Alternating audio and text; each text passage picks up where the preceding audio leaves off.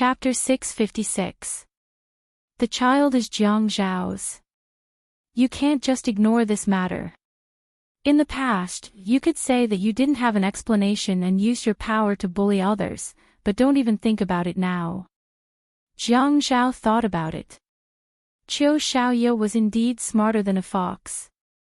Her little fox must have changed to become more and more stupid. He didn't say anything.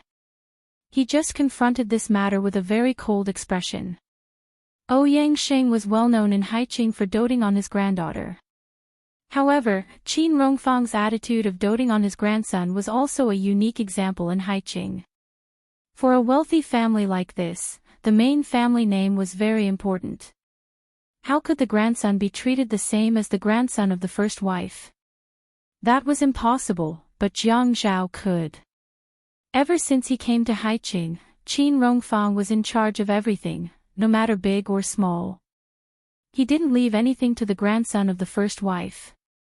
This was the status that Qin Rongfang gave Jiang Zhao. It also showed the friendship between the Jiang and Qin families. However, at this moment, Qin Rongfang wasn't protecting his granddaughter like Ouyang Xing. He either pretended to be stupid and didn't respond. Just like now, he slapped the table beside him and shouted at Jiang Zhao, "Look at you. You still have the cheek to sit here." Jiang Zhao shrugged and said indifferently, "Why don't I go in first?" Qin Rongfang slapped the table again. "How dare you?" Yi Er was shocked. To be honest, they were both from wealthy families. Her family's wealthy family was too small and didn't have many connections. Moreover, her family's acting skills weren't as good as these people's. She couldn't tell if it was real or fake. She was completely immersed in the act. She was afraid that her grandfather would immediately call her father-in-law and ask him to come back and whip Jiang Zhao. Her mother-in-law held her hand. She could clearly feel the force tightening and loosening. The comforting sensation on the back of her hand indicated that she shouldn't move. "Then don't leave. Why are you so fierce? I don't owe you money." Jiang Zhao smiled. "Shameless!" Qin Rongfang shouted. It was rare for Ouyang Xing to see Qin Rongfang angry. This person was famous for being kind and courteous, and he was good at handling interpersonal relationships.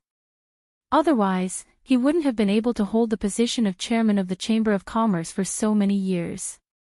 There were some matters in Sea City that could only be solved by Qin Rongfang. He wasn't as hot-tempered as most people, and he left some leeway when doing things. When he treated people reasonably, others wouldn't dare to be rude to him. Now that he looked like he wanted to eat someone, he looked very serious.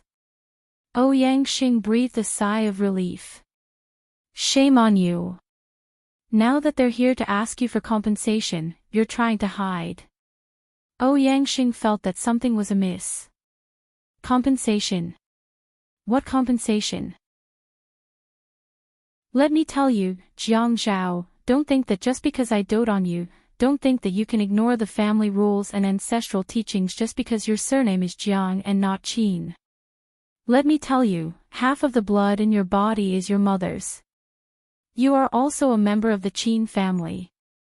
Even if you don't want to acknowledge it, the Jiang family will never acknowledge a grandson like you. If you do something wrong, you have to admit it. If you have to pay for it, you have to pay for it. Hide. Where do you want to hide? A real man isn't afraid of doing something wrong, but you have to correct your mistakes. You can't keep making mistakes." Ouyang Xing was finally enraged. Was this whole family trying to make him look bad? Qin Rongfang. "You old man." Ouyang Xing slammed the table and stood up. He was burning with anger. After Qin Rongfang finished scolding Jiang Zhao, he turned to look at Ouyang Xing and put on a gentle demeanor. "Oh, Ouyang, sit down." I couldn't help it and scolded him. "Sit down, sit down." Yi Er's heart was thumping, sometimes fast and sometimes slow. She felt that her heart wasn't her own. She couldn't stand such a scene. She was really frightened. She was afraid of any elder's words. She kept shouting in her heart, "Dad, don't come over, don't come over." In Yi Er's heart, as long as Jiang Liqin didn't appear today, he could scold and kneel however he wanted. Yangxing saw the change in Qin Rongfang's expression and sat down. "Fourth brother, actually this matter, sigh." Yangxing let out a long sigh, looking particularly distressed and sincere. "Fourth brother, I've lived to this age and I feel that it's been too long. I can't say that I haven't made any progress. Those news a few years ago worried me so much. Look at all the big families in Haiqing. Which one of them is like me? My grandson is a homosexual. You don't even know how I survived the past few years. You've also seen Fei Yan's looks. I'm afraid that those girls in Haiqing aren't as good as him. He's so tall and he's standing there, how can he be a homosexual? If it were the other big families in Haiqing, who would be able to stand this? Forget it. If I say this, others will think that I'm cursing their grandson to be gay." Qin Rongfang let out another long sigh. Yangxing was a little moved. "Old Qin, haven't you gotten through all these things? Don't think about it anymore. There's no use thinking about it. Those years when the news first came out, I didn't even dare to step out of the house." Fourth brother. Qin Rongfang held his forehead and sighed again and again. He sighed sincerely. "Those years when you guys asked me to eat together and gather together, I felt ashamed. Really, when I met an acquaintance, the kind-hearted ones would know to be considerate. But some people couldn't. They purposely asked me and I didn't even know how to answer. Those days, I couldn't sleep well day and night. If it were other big families, who would be able to stand it? They would have been angered to death. Sigh, let's not talk about it anymore." Although Qin Rongfang kept saying, "Sigh, let's not talk about it anymore. Sigh, forget it." But he kept repeating it. If it were other big families, who would be able to stand it? My life is cheap, but I really got through it. Qin Rongfang looked at Yangxing. Yangxing hurriedly advised, "Old Qin, why do you have to say that about yourself? Sigh, you said that my Qin family only has this one seedling. How did I get through all this? In the past, when I went out, I was afraid that people would ask me. I was afraid that people would say that Qin Rongfang's eldest grandson was gay. But now, when a girl looks at my grandson a few more times, I have to kindly remind her, my grandson is gay. Girl, don't like him. If you like him, it'll be tough. Look at me as a grandfather. I've even become a manager. Now that people ask me about Fian, I don't feel uncomfortable at all. If he's gay, then he's gay. So what? When he's going to carry on the Qin family's bloodline, we'll just do artificial insemination or IVF. IVF is enough. Isn't everything else the same?" Yangxing said, "That's right. You're right to think like that. Don't always think of a dead end. That's right. People just can't stand it when they encounter unforeseen events. Just like after Jiang Zhao and your family's Yan girl had that thing. At first, I also felt that it would damage my prestige and image. I was afraid that if it spread out, what would I do? Now that I think about it, no matter how big this matter is, can it be bigger than Fian being gay? Don't you think so? Old Fourth." Yangxing obviously didn't know that he had been played in such a roundabout way. This old man. "Qin Rongfang, you schemed against me." Qin Rongfang's expression was as indifferent as an immortal's, and his voice was modest and polite. "It's not a scheme. If you ask me, this matter is really not that big. Whether the child is Jiang Zhao's or not, I won't respond to this question. I don't know if they have intimate relations, and I don't know about Yan girl's pregnancy. But, no matter what the truth is, Yen girl had a miscarriage. Our Qin family and family Ouyang are family friends. Who wants you to visit? Qin Rongfang didn't care about Ouyang Xing's bad temper. What do you think Xiao Zhao should do about this matter? The most important thing is that Xiao Zhao and Yi Yada have a good relationship now. As elders, we all hope that our children and grandchildren will be happy. Yi Yadu is pregnant, and the child in her stomach is legitimate. Tell me, as elders, should we be biased? Yi Yadu is pregnant, and the child in her stomach is legitimate. Which side? Old Fourth, put yourself in his shoes. If it were you, would you be biased? Which side?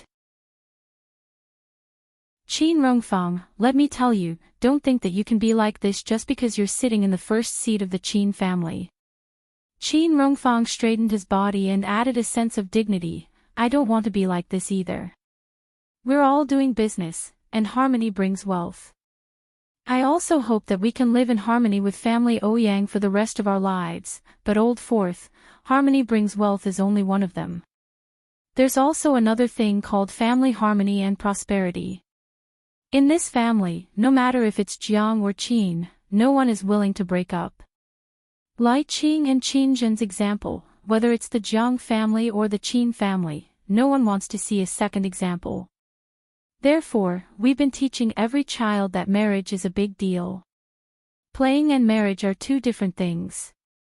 Qin Rongfang, you're saying things like this now. If your family's Fei Yu ends up like my family's Yan Yan, how can you still say that? Jiang Zhao's and Qin Zhen's faces suddenly turned pale. Not good, this was clearly touching the old man's reverse scale. Qin Rongfang's face crumbled. His, Qin Rongfang's, granddaughter could not be discredited by others. That Fei Yan was willing to degrade himself and bring a bad reputation. On the other hand, Fei Yu was obedient and sensible. Even the least cultured servants in the family would never talk behind Fei Yu's back. How could his granddaughter be compared to Ouyang Yin? Besides, could a girl's reputation be compared to a man's reputation like Fei Yan's? Originally, he was thirsty and wanted to take a sip of tea to quench his thirst.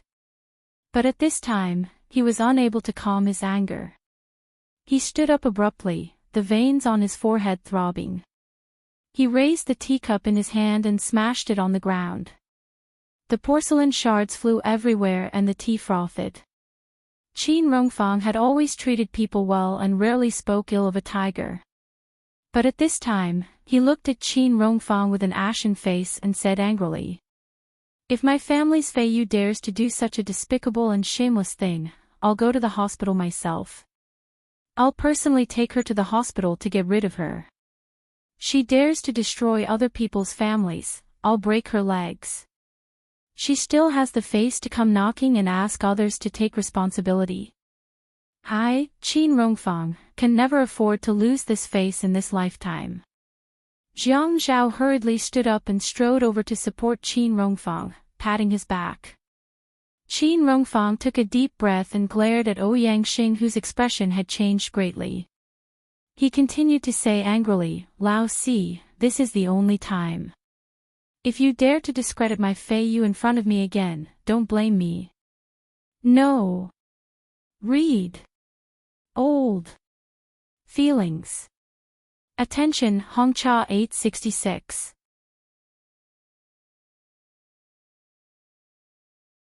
Chapter 657. It was rare for Qin Rongfang to be so ruthless. Jiang Zhao knew that this was not the time to add fuel to the fire. Although Qin Zhen was still sitting in her original position and did not nervously support Qin Rongfang like Jiang Zhao, the smug expression on her face had disappeared and was replaced by a gloomy expression. However, at this time, she could not move. She could not let Ouyang Xing sense her family's nervousness. At this time, Ouyang Xing was not only angry, but also felt that his self-esteem had been greatly impacted. Although the Qin family was the most powerful family in Haiqing, because of Qin Rongfang's gentle attitude, he had never shown any fear in front of him. His self-esteem had swelled and strengthened in the process. In addition, the family Ouyang's prestige was outside, so he had never had any intention of being afraid of Qin Rongfang. However, at this time, there were 6 people in this house, and one of them was a servant. Not only were the 4 of them working together to deal with him, but Qin Rongfang actually said that he did not care about old ties. This was a hurdle that Ouyang Xing could not cross. He suddenly felt that if he sat down now, he would never be able to raise his head in front of Qin Rongfang. However, if he continued to fight force with force, how could Qin Rongfang's methods be as gentle as they seemed on the surface? However, at this time, blood rushed to his brain rapidly. Qin Rongfang. You and I are irreconcilable. I'll keep you company. Qin Rongfang's answer was sonorous and forceful. He put his forearm on Jiang Zhao's raised arm and said to Uncle Wu, who had been standing at the side, "Old Wu, see the guest out." Ouyang Xing was stunned from this short change of events. It was as if he had been in the human world a second ago and had gone to hell the next second. Irreconcilable with Haiqing's Qin family. He had actually pushed him to such a position. However, his face was bigger than the sky. He raised his head arrogantly, snorted, and turned to leave. After watching Ouyang Xing leave, Qin Zhen let go of Yi Er's hand. The 2 of them went to support the old master, afraid that something bad would happen to him from anger. Dad, Qin Zhen brushed away Jiang Zhao's hand and helped Qin Rongfang back to the main seat. Are you better? Jiang Zhao and Yi Er stepped aside. Good. Qin Rongfang glared at Qin Zhen. I see that you're not angry at all. Dad, what are you talking about? Qin Zhen sighed. He was really an old child. He was throwing a tantrum now. Qin Rongfang snorted, am I wrong? You and Yu Jing are childhood friends, the 2 of you have been good sisters since young. Even when Fian and Fei Yu were born, she made the 2 children call you Big Aunt. They are not allowed to call you Aunt. You are her maternal family. Now that she and the child's father are abroad, she entrusted the child to you. How can you sit still when others talk about her daughter like that? Qin Zhen laughed when she saw Qin Rongfang's expression. Dad, what are you saying? Yu Jing likes to enjoy life, so she went abroad with her younger brother to spend some time alone. She left the children at home and asked me to take care of them. I should be grateful that the 2 children call me Aunt instead of Aunt. Is there a difference? Why not? Then if they call me Aunt, shouldn't I represent the Qin family to take good care of the 2 children? Qin Rongfang was stunned for a moment. There seemed to be no difference. So, have you taken good care of them? When that old thing was talking about Fei Yu like that, you just sat there without moving. Qin Zhen smiled apologetically. Didn't I see Dad going into battle? When Dad goes into battle, there are thousands of troops and horses. I'm just a young girl. I don't stand out even if I go into battle. Xiao Xiao was led astray by you. Dad, you can't say things like that. Your daughter-in-law nodded and said that Jiang Zhao is good. She originally thought that she would be beaten up when she returned to the Qin residence. After a hair-raising moment, she saw her grandfather and mother-in-law bickering. This scene was very heartwarming. Yi Er tilted her head and saw Jiang Zhao staring at her. Their eyes met and they suddenly smiled at each other. After Jiang Zhao and Yi Er left the Qin residence, they went to the hospital to visit Yun Hongwei. When they left the hospital, it was 11:30 p.m. The bridge across the river allowed one to see the mesmerizing scenery of the night. The river was full of pearls and jewels, and the riverbank was full of colorful lights. Jiang Zhao drove very slowly. Are you going to watch a movie? Are there any good movies? I don't know. I'll watch whatever there is. Jiang Zhao was in a good mood. From Yi Er's side, she could see the smile on his face. It was natural and gorgeous, revealing a relaxed and relieved look. Let's go home. I want to sleep early. The dance studio just opened not long ago and there are many things to do every day. I want to go early tomorrow. Okay. After saying that they were going home and saying their goal, Jiang Zhao still drove very slowly. It seemed that he was doing it on purpose. He wanted to say something, but it seemed that he couldn't open his mouth. Yi Er was a little impatient. Jiang Zhao, you're driving so slowly. Don't you have to go to work tomorrow? Oh. From time to time, Jiang Zhao would glance at Yi Er, who was sitting in the passenger seat. Yi Er would always feel uncomfortable from the seemingly unintentional but hot gaze on her. Jiang Zhao. Ah. Jiang Zhao answered awkwardly. Do you have something to say? No. What could I possibly have to say? You clearly have something to say. Tell me, what is it? Her hands were on the steering wheel. At this moment, she raised her right hand and clenched it into a half fist. She placed it on her lips and coughed. Yunyi, Mom wants us to lead a good life today. Do you understand? Lead a good life. As Jiang Zhao thought about it, his emotions surged. Yes, I understand. Let's lead a good life. Let's forget about the Ouyang Yen matter. Yi Er nodded. She had heard her mother-in-law's words. Yunyi, what I mean is, lead a good life. I don't think we should sleep in separate rooms. Do you understand? Jiang Zhao felt his face heat up. He suddenly realized that he had clearly said something extremely thick-skinned, but at this moment, his skin was surprisingly thin. He thought of an adjective. Could it be that he was as thin as a cicada's wings? Otherwise, why would it be so hot? It was so hot that his ears were burning. His neck felt like it had been burned by chili seeds. It was burning hot. He wished he could jump into the river right now. Ah! Yi Er was stunned for a moment. She swallowed her saliva and saw that Jiang Zhao was only looking at the road ahead. His face was slightly red. Her own face also turned red. Oh no. When they were together, they had not even blushed from embarrassment. Now, the two of them had become so pure and innocent. Or could it be that they were not pure and innocent to begin with, so a simple sentence suddenly led to other meanings and caused the two of them to misunderstand in the end? They became embarrassed the moment they misunderstood. Then their faces turned red. Jiang Zhao, isn't it good to sleep in separate rooms? Yi Er felt that if she said right now, okay, don't sleep in separate rooms. Let's sleep together. If she said that, she would definitely be teased. After all, she was a woman. When necessary, she should be more reserved. What's good about it? Jiang Zhao was the first to lose his composure.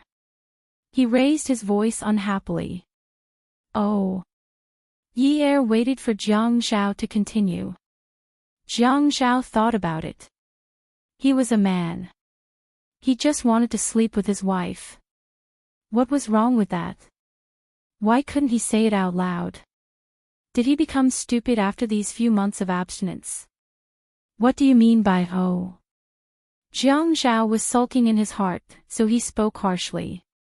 Jiang Zhao, how dare you yell at me? Humph. Jiang Zhao stepped on the accelerator. With the help of the engine, the car quickly took off on the road. After Jiang Zhao snorted, he didn't say another word to Yi Er. He kept a cold expression on his face. He didn't want to talk to her. What was the point of talking to her? Once he did, the two of them would pretend to be reserved and blush. After he got out of the car, he went to the front passenger seat to open the door. After Yi Er got out of the car, Jiang Zhao smiled and closed the door. He pressed the remote lock and the car was locked. He raised his arm and propped it in front of Yi Er. Come, hold your husband's arm. Let's go home. Yi Er looked at Jiang Zhao's serious expression and burst into laughter. As he wished, she held his arm and left the garage. After they entered the elevator, the door closed. The light was as bright as a mirror. Jiang Zhao looked at the image of the two of them on the door. Yunyi, Mom said we're really compatible. What do you think? Yi Er also looked at the two of them on the door. Many things had happened today, so the two of them weren't as neat and tidy as they were when they went out in the morning. Yi Er realized that her hair was a little messy. Because of her young age, her skin didn't look haggard, but her eyes revealed fatigue. Jiang Zhao was the same. Although he was in a well-ironed suit and looked as handsome as usual, he couldn't hide his fatigue. Only the smile on his face was exceptionally pleasing to the eye. Her mother-in-law said that if they stood together and she wore a pair of beautiful high heels, they would be really compatible. But she wasn't wearing high heels today. Were they really compatible? His eyes were overflowing with happiness and satisfaction. She was infected and smiled along with him. We're really compatible. The voice that came out of her heart was always so moving and mesmerizing. Ding! A sound was heard. In the next moment, the elevator door opened. The man and woman in the elevator were hugging each other. The woman stood on her tiptoes and hooked her arm around the man's neck. The man lowered his head and hugged the woman's waist. Their lips rubbed against each other and their teeth melted. The large hand on the woman's waist slowly lifted her jacket and burrowed into her clothes. The moment he touched the soft skin that he hadn't felt in a long time, the man's Adam's apple moved and he groaned uncontrollably.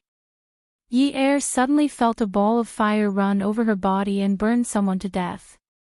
Her body went limp and she snuggled into the man's arms. Her head was still tilted up, receiving the rain of kisses. They were so close together that they didn't give each other a chance to breathe. Even if she breathed out softly, it could only be poured into the man's stomach and turned into a stronger force. It swept across the soft tongue and stole the unique fragrance that belonged to the woman. The elevator door closed again. The two of them, who were inseparable, were a little impatient. They wanted to get out of this space immediately, but neither of them could bear to let go of the other person's lips and tongue. The elevator door opened again.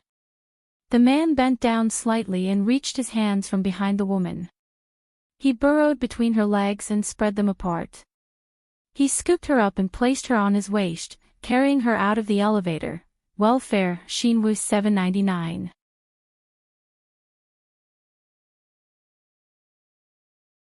Chapter 658. The elevator led them all the way to the door of the living room. The corridor lights were on. The man carried the woman all the way to the door. Without even opening the door, he impatiently pressed her against the door and gestured all the way up. Yi Er was also anxious. She knew that she could not withstand his teasing, but she did not have the chance to speak. She wanted to say that she would open the door first, but the pressure on her chest made her lose all her rationality. Jiang Zhao, come in. She panted anxiously. When she lifted her red face and stared at the man, her eyes were sweet and charming. Jiang Zhao bit her again. No one. Bastard, one person insisted on invading. One person refused to comply. In the end, Jiang Zhao could only give in to Yi Er. But once they entered the house and closed the door, the woman was pushed against the wall at the entrance. Her clothes were pulled at haphazardly. The sound of fabric rubbing against each other and the sound of heavy breathing echoed one after another. Wash it off. I'm not washing it off. Jiang Zhao did not care so much. In any case, Yi Er let him kiss her and let him take her clothes off. Right now, he did not want to do anything. He just wanted to barge into her body. He had to do it. He did not want to wait a moment longer. He could not wait. His blood was rushing in the wind at high speed, rushing straight to his brain. He could not think clearly or see clearly. All he could think about was her softness, her tightness, her suffocation, her breathing, and her light moans. The scene in front of him was limitless. The sounds in his ears were so decadent that it tore at his soul. He wanted her. Right now. Their clothes were all on the floor. One big piece, one small piece. They were piled up into a small hill beside their feet. The woman's softness and the man's hard masculinity suddenly collided and instantly intertwined. After hovering between the mortal world and hell, they soared into the heavens and soared into the heavens. The next day, Yi Er was still sleeping in Jiang Zhao's arms. She was too tired last night and felt that the ringtone belonged to someone else. She felt like she was shopping at the mall and the phone of the person beside her was ringing non-stop. She wanted to ask him to pick it up, but she could not. What did it have to do with her? His phone was ringing. Mind your own business. Jiang Zhao picked up the phone and looked at the caller ID. The caller ID was Xiaoya. Yi was still sleeping. Besides, Qiu Xiaoya might be looking for him about what she said to him yesterday. Jiang Zhao slowly sat up. His muscular upper body was exposed to the air. He leaned against the bed and tucked the quilt over his abdomen. The phone slid open, and Xiaoya's cursing voice came through. Yi Er. You jerk, why didn't you pick up the phone until now? Jiang Zhao really could not stand this kind of relationship between women. They were shouting and shouting. Usually, they were not like this. When women were together, they were very noisy. However, he could not say anything directly. He still said politely, Xiaoya, I'm Jiang Zhao. Yi Er is still sleeping. Ah. Jiang Zhao. Xiaoya realized that she had lost her composure. Her voice suddenly softened. When will Yi Er wake up? Is there something you need from her? Yes. Xiaoya thought to herself, isn't it better for Jiang Zhao to answer the phone? Jiang Zhao, a lot of things happened at my shop. I haven't slept since yesterday afternoon. Can you help me? Jiang Zhao was stunned for a moment. Something happened at Qiu Xiaoya's shop. Why didn't she look for Zhuang Yichen? Without permission, one could not interfere with the matters of one's friend's woman. You didn't look for Yichen. Him. He doesn't care about me. Oh. I looked for him. He's busy. He's been busy. He hasn't had time to pick up my calls since yesterday.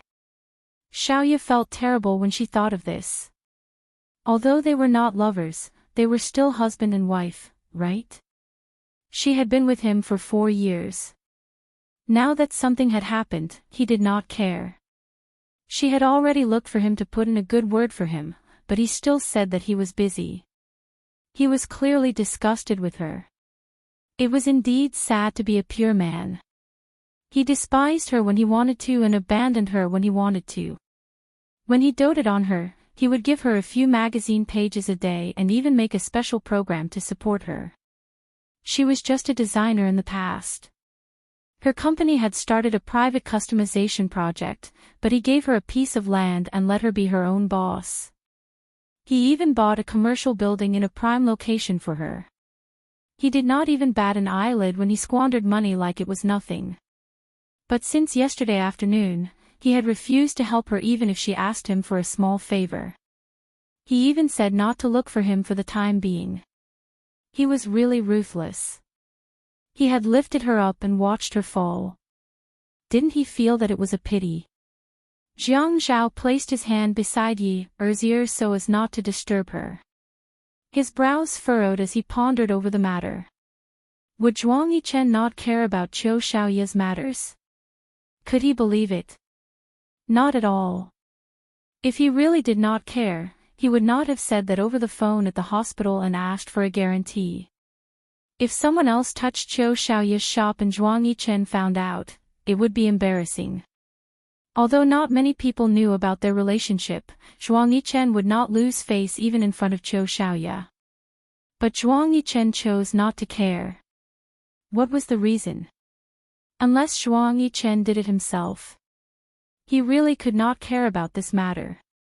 Zhuang Yichen was clearly trying to cheer Qiu Xiaoya up because of the Ouyang Yan incident.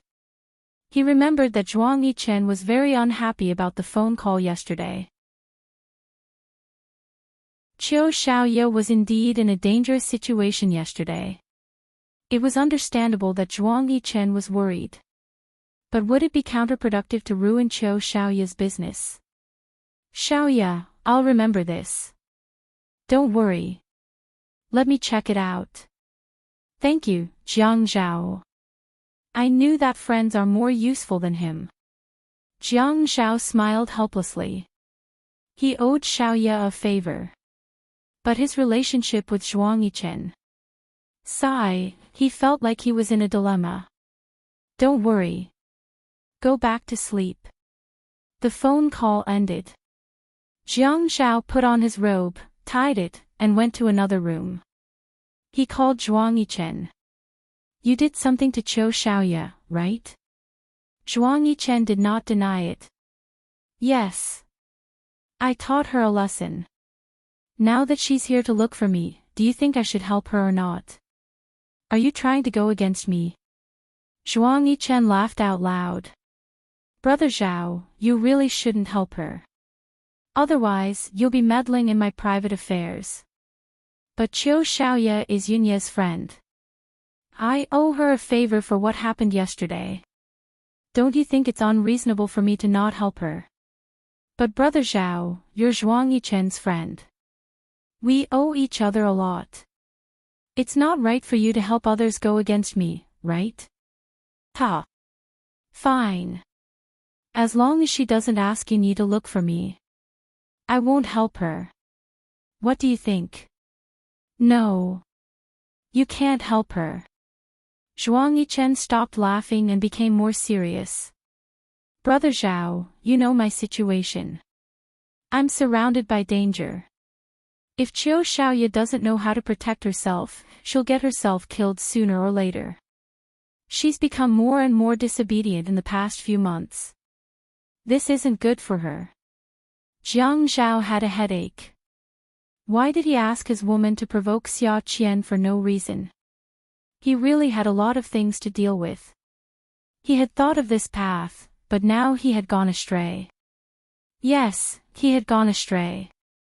This was what they meant by the saying, you brought this upon yourself.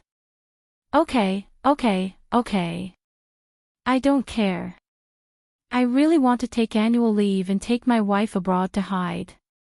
I think you shouldn't worry about me. At most, I'll pretend that I'm not capable enough. Jiang Zhao deliberately paused and then laughed. But aren't you worried that she'll go to Kongyun? Zhuang Yichen tightened his grip on the phone. She can try to find him if she dares. A miscarriage was just a small operation. She could get out of bed on the same day. However, Ouyang Yan was lying in bed until the next morning. She always felt that she was too weak. She was seriously injured and had a miscarriage caused by a man. It was such a painful experience. The more she felt that her experience was painful, the more she was dissatisfied with the things around her.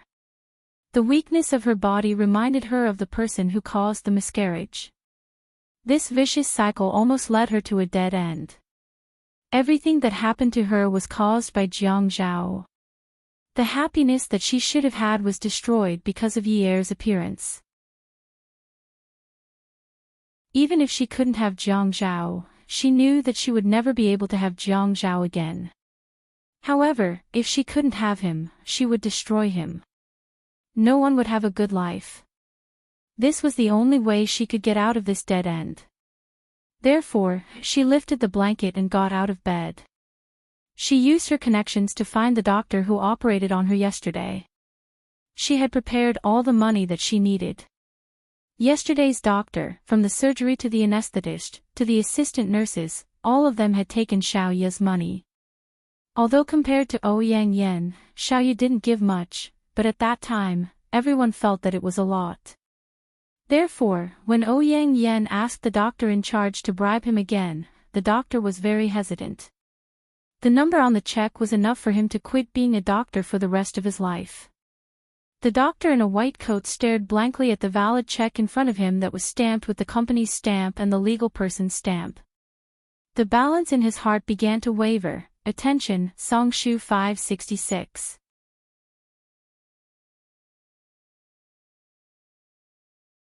Chapter 659. This. The doctor's voice was trembling. The doctor occasionally received red packets, but he was a little worried. After all, this was a public hospital, and the management was very strict. If it wasn't for Xiaoya's repeated promises and comforting them for a long time, he would have accepted the money.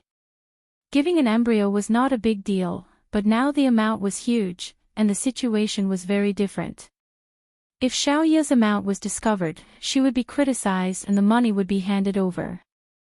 However, the amount written on Ouyang Yan's check was not just a simple red packet. Are you afraid of being sued? Ouyang Yan was a prosecutor and was good at observing people's emotions. At this time, when she saw the hesitation and greed in the doctor's eyes, she forced him to say, "Don't worry, I only gave this money to you. You also know that I'm a prosecutor, and I won't be stupid enough to sue you. You'll definitely be safe if you accept this money." The doctor felt relieved. "What do you want to do?" Ouyang Yan had always been dignified, but at this time, her behavior was a little frivolous. She used her orchid fingers to open the doctor's pocket, smiled and blew at the check in her hand, and then put the check in her pocket. She reached out and touched it, and the doctor's heart couldn't help but beat faster. Ouyang Yan looked at the doctor's nervous expression and laughed. It was a little charming. "I don't know much about the departments in your hospital, but now I need you to help me find someone to do a fake DNA test. If you want money, you can pay from the check I gave you. Of course, if you don't want to share this money with others, I will give you the amount you need." "Okay." After Yi Er woke up, she opened the window. Although there was cold air, it still made her feel like a blooming flower. The garden in the neighborhood was very rich. At this time, the plum blossoms were wilting and pear blossoms were blooming. It was really beautiful. Jiang Zhao didn't let her care about other things, only 3 things: the shop, her studies, and visiting her father in the evening. Her life was fulfilling and relaxing. Jiang Zhao asked Xiaoya to send a photo to communicate with the doctor yesterday, so as not to beat around the bush. Xiaoya couldn't fall asleep anyway, so she volunteered to go with him. Jiang Zhao smiled. When this woman talked about loyalty, she was no worse than a man. At this time, Qiu Xiaoya's eyebrows and hair must have been burned by her own affairs. How could she still have the mood to help him deal with his private affairs? Zhuang Yichen was too heartless. Xiaoya did not drive her own car. Instead, she asked Jiang Zhao to pick her up. After picking up Xiaoya, Jiang Zhao discovered a common problem of women, which was nagging.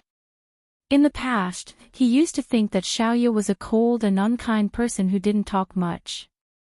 Now, it was completely different. People tend to go to 2 extremes after a setback in their career. They are either very quiet or very talkative. Xiaoya was obviously the second type. "Jiang Zhao, you don't know how crazy Zhuang Yichen is. You'd better not be with him. People like him don't care about old friendships when they are ruthless." Jiang Zhao thought to himself, how could he not know what kind of person Zhuang Yichen was? If you said that Zhuang Yichen was ruthless and heartless, that was a fact. But if you said that he didn't care about old friendships, it was a bit unreasonable. If he really had feelings, he was definitely not an ungrateful person. When working with a person, it was not only about the person's ability, but also their character. No matter how outstanding a person's ability was, if his character was bad, you would spend more time on guard against such a person's dirty tricks, and the tacit understanding between you and him would be greatly reduced. He and Zhuang Yichen were both people who knew how to choose partners. Unless they used them for a while and parted ways after cooperating once, they would definitely observe the person's character before cooperating. Xiaoye, sometimes you should see more of his benefits. Jiang Zhao was like all men's brothers, only saying good things in front of other people's female companions. Benefits? I think other than having a model's body and a good appearance, he doesn't have any benefits. At this time, Xiaoye had already degraded Zhuang Yichen in her heart. She didn't want to hear anyone say good things about Zhuang Yichen. The things he gave her were all gone, so he didn't have any benefits. Sigh, there are some things that you should look at. He doesn't need you to earn much money. Is it because you haven't been obedient recently and made him angry? Is that why he won't help you? Jiang Zhao couldn't say that this matter was arranged by Zhuang Yichen, and that Zhuang Yichen was the one who said that she hadn't been obedient. Moreover, Xiaoye was helping him identify people, so he couldn't say that Zhuang Yichen had closed the shop because of him. Xiaoye knew very well that although Jiang Zhao had never exposed her relationship with Zhuang Yichen, it was as clear as a mirror in everyone's hearts. She sighed. He's never asked me to do anything. He just wants me to be there when he wants me to be at Qingfeng Garden. He never cares about anything else. Even when she had a headache or fever, there was no one by her side. Xiaoye felt a little sour in her heart. She felt more and more that a woman should find a man who loved her. What was the use of having a lot of money? Her career was gone just like that, and there was a pile of compensation waiting for her to deal with. If there was a man who loved and cared about her right now, how could he bear to let her worry like this? He would definitely help her solve it. Xiaoye thought about it in an extreme way, but it never occurred to her that Zhuang Yichen hadn't cared about her for the past few years. At most, he would ask her to stay at Qingfeng Garden at night. However, if she had any setbacks in her career, she just had to tell Zhuang Yichen, and he would definitely solve it. What she didn't understand was that she had secretly used Zhuang Yichen's treatment of her as a standard. Jiang Zhao felt that as a man, he shouldn't talk about such things with a woman. The more he talked about it, the more he would seem like a sissy. However, Qiu Xiaoye was Yi Er's good friend. Yi Er seemed to be very calculative, but he was actually very good to his friends. Although he didn't dare to hang out with Jingling because he was afraid of Jingling's mother, he still wanted to help Jingling get some business. Even his colleagues in the building asked him if they could go to Jingling's photography studio to take care of business. Qiu Xiaoye and Xia Qian were also considered her friends. Last time, they had argued so fiercely that she wasn't allowed to hang out with that perverted girl, Xia Qian, but she didn't listen to him. Thinking about it, he didn't have much time to spend with her. It was always good to have friends to prevent depression. She wasn't depressed anymore. He had to treat her friends well. There was nothing much to say. However, it was a little depressing to talk to a woman who wasn't his wife. He couldn't possibly talk bad about Zhuang Yichen together with Qiu Xiaoye, could he? Xiaoye, do you remember how many of those people from yesterday? Xiaoye saw that Jiang Zhao had changed the topic. She was suspicious for a moment, but when she remembered that this was the most important thing of the day, she got used to it. She no longer slumped in her seat like before. Instead, she sat up straight and looked at Jiang Zhao. I remember them. I also remember their faces. Actually, it's okay. I just need to find the doctor in charge and the one who did the DNA test for me. The DNA test results won't come out so quickly. It's always good to go and greet them. Okay. You can help me identify them later. Okay. There were many people in the public hospital, and if she wanted to find someone to give them a red packet, it would be a very troublesome matter. Even though Youngya was a smart girl, and she had a lot of dealings with rich ladies and young masters. She was not a big problem in public relations. That was why she was able to successfully give them the red packet. A few doctors who managed to bribe them felt that Xiaoya was a good person. But when the doctors and nurses were called to the director's office and saw Xiaoya and Jiang Zhao together, their legs went soft. Jiang Zhao was the deputy mayor of High City. Everyone was talking about him. He was the best candidate for the next mayor, and no one could challenge him. In the director's office, the director and Jiang Zhao each sat on a sofa. Xiaoya dragged an office chair and sat behind Jiang Zhao's sofa. Originally, it was a big deal for the mayor to visit the hospital. But the director asked them to keep it a secret. Jiang Zhao was not stupid enough to say that he might be the father of the Ouyang Yan's fetus. Thank you for your hard work yesterday. Have a seat. Jiang Zhao had inherited the humility from the Qin and Zhang families. That's why people called him a sly fox behind his back. They also praised him for being a good person. A few doctors and nurses looked at Xiaoya, who was sitting calmly behind Jiang Zhao, and their hearts palpitated with fear. Did they not get any money this time? Instead, they were fished by others. The fish hook was probably going to be dragged out, right? It was a small matter if the hook was pulled out. But if the hook was pulled out, the hook would bleed, and the fish would die. The young nurse could not stand such an atmosphere. She felt that her brain was short of oxygen. She needed to be put on an oxygen mask. When she was about to fall, her colleagues quickly supported her. The director saw that no one dared to sit down and added, "Pull a chair and sit down. Don't just stand there." The few of them quickly pulled a chair and sat down. Mayor Jiang, what are you talking about? The hospital is here to save lives. A few doctors and nurses were too scared to say anything. The director could only reply to Jiang Zhao with a smile. Miss Chiu brought her friend over for the operation yesterday. Jiang Zhao's gaze calmly swept over the few people who were already sitting in a mess. However, he stopped halfway through his words. Someone took a deep breath. Mayor Jiang. He stuttered and did not dare to continue. I am here today for no other reason. Miss Chiu said that she wants to visit the hospital. So, I dropped by to visit the old director. The topic changed too quickly, from the equator where fireballs were everywhere, to the North Pole where ice and snow were everywhere. This was too much. Was Miss Chiu the main point or the old director the main point? Do you want me to live? But since the other party did not ask, he could not just confess. He had just received the Ouyang Yan's check this morning. The doctor looked at Jiang Zhao's calm expression and felt that he did not have long to live. Attention, Xinwu 799.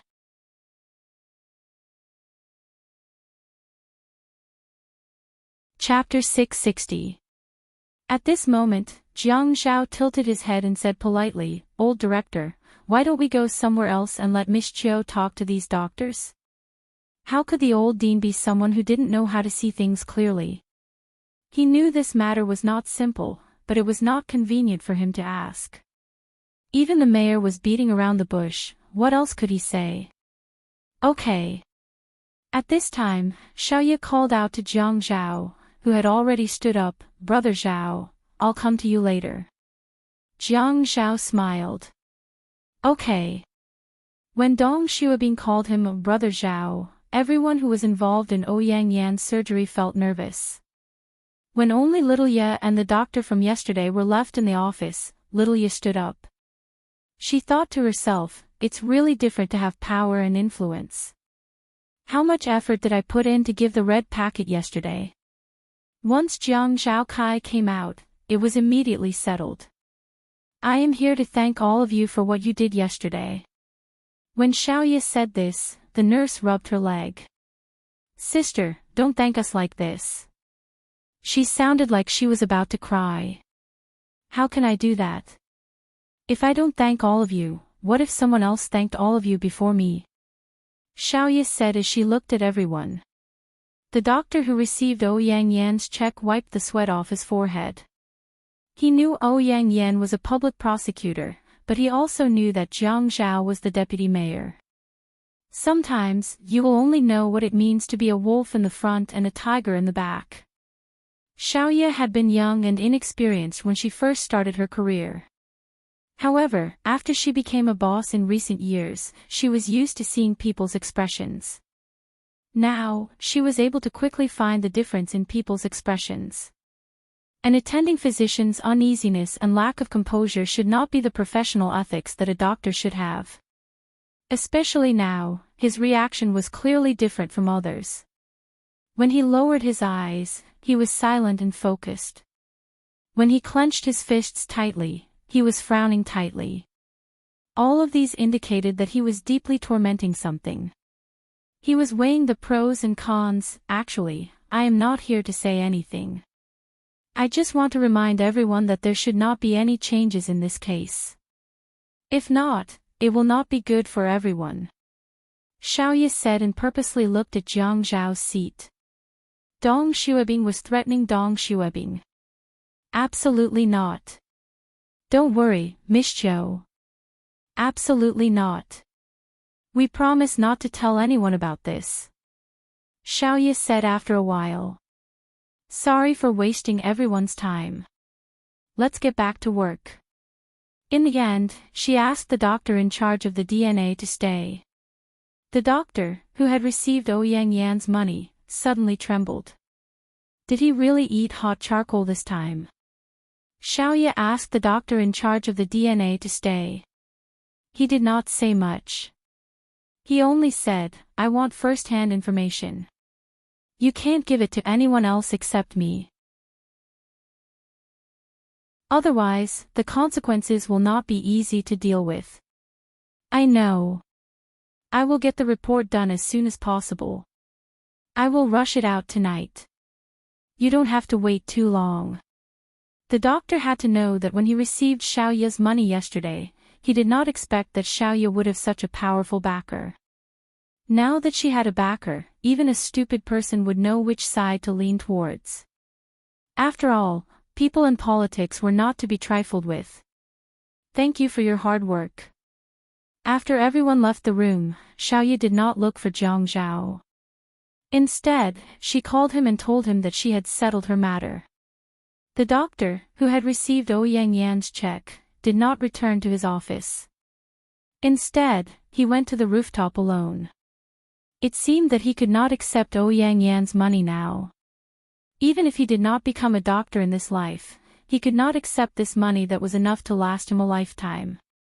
When he had accepted Ouyang Yan's money, it was not only because of the large number and the fact that Ouyang Yan was a prosecutor and would not report him. More importantly, Ouyang Yan had the family Ouyang behind him. If something really happened, the family Ouyang would not let anyone expose Ouyang Yan. Then, he would be safe. But now, it was not so simple. Behind Jiang Zhao were the Jiang family in the east and the Qin family in High City. He could not afford to offend them. He thought that the family Ouyang could not afford to offend them either. But how could he open his mouth? Xiaoya was smart not only because she knew how to deal with people. For example, after Jiang Zhao returned to the hospital director's office, she smiled at Jiang Zhao. Brother Zhao, how was my performance today? Jiang Zhao had goosebumps when he heard Xiaoya call him Brother Zhao. This was because Xiaoya had always called Jiang Zhao directly, including Xia Qian. This was because in their eyes, Yi Er was the youngest. They were older than Yi Er, so he was their brother-in-law. They had always taken advantage of him. Fortunately, he never cared about these titles. He instinctively felt that Xiaoya calling him a Brother Zhao was not a good thing, but he still sighed and said, Thank you, Xiaoya. Xiaoya chuckled. What are you thanking me for? We're all friends. It's only right that we take care of each other and help each other. When Jiang Zhao heard this and saw the smile on Xiaoya's face, he coughed. You didn't rest well yesterday. I'll send you back first. I have to rush back to the building too. I'll treat you to dinner tonight. I'll bring Yunyi with me. Xiaoye could tell that Jiang Zhao was avoiding her. She stopped pretending. Jiang Zhao, you don't want to help me, right?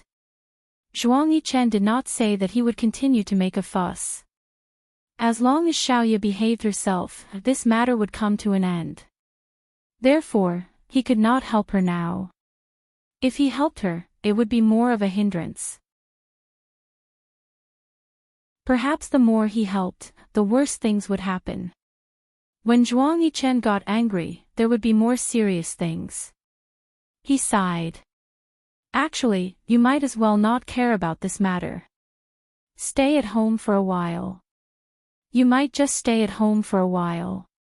Xiaoye snorted and glared at Jiang Zhao. You're all heartless. She grabbed her bag from the stool and turned to leave.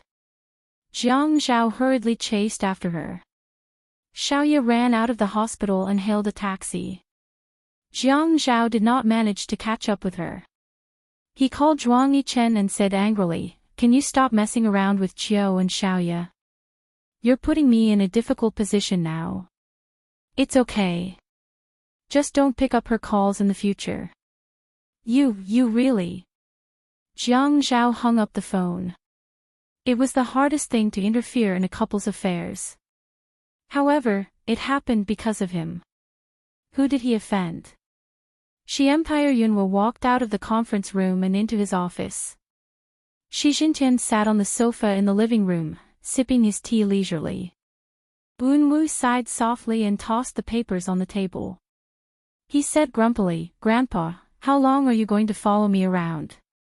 Aren't you tired?" "Not at all." Shi Jintian flipped through the newspaper. "I like to drink tea and read the newspaper at the same time. You don't have to worry about me." "Then why don't you go back to the house and drink your tea? Why are you following me around 24/7? Nonsense. Did I follow you to the meeting just now?" Shi Jintian only cared about the questions and answers. He did not even raise his head as he flipped through the newspaper. It was as if he was looking for a piece of news that piqued his interest. Yunwu's face was as beautiful as jade. When he got angry, his clear eyes suddenly became angry and angry. "You're going to drive me crazy if you keep staring at me like this." Shi Jintian tossed the newspaper on the sofa. "Drive you? You promised me before that you wouldn't look for Jiang Zhao's wife. Didn't you go after that?" "That's because something happened to her. I just went to take a look." "Don't talk nonsense with me. Let me tell you, I said that you're not allowed to go, so you can't go. If I hadn't been following you around all this time, would you have been so obedient?" "That's right, I'll remove all your spies. You, just endure for a while. I don't believe that you won't be able to live if you don't get any news about her." Yunwu knew very well that there must be something wrong with the spies if there had been no news for such a long time. He was not surprised that his grandfather had replaced them. However, he still felt very uncomfortable when his grandfather said this. Yes. Your brotherhood is the most important thing. Do you want me to write a written pledge for you?" "No. A written pledge will be gone once it's burned. You have to tell me with your own actions. When all the paintings in your studio are replaced with those of other women, I'll set you free." "Grandpa." Yunwu stood up and stared at his grandfather, who was sitting on the sofa. He wanted to smash a hole in the table. "Then you can continue to follow me around like this." Asking him to throw away those paintings, he might as well take his life. Ouyang Yen was sleeping on the bed when someone patted her shoulder. She opened her eyes and saw the doctor. The doctor had locked the door and was not worried. But when Ouyang Yen saw the doctor placing the check on her blanket, she sat up. "What do you mean by this?" "Miss Ouyang, I cannot accept this money." "You cannot accept it. Is it because the DNA test did not work? How much does he need? The doctor hesitated. He could not tell Feng Yu that it was because Mayor Jiang had asked him to accept the check. It's not about the money. No matter how much the check is, I cannot accept it. The hospital has regulations. We cannot accept red packets. Ouyang Yen suddenly laughed. Huh, are you trying to act all high and mighty in front of me? You had promised me this morning. Stopping there, Ouyang Yen smiled again. Her originally pure smile was overshadowed by a sinister look, and her words were filled with provocation. Do you think I didn't hold back? I had recorded our conversation this morning. Even if you refund me the money, you will still accept it. You can choose now. Welfare, Hongcha 866.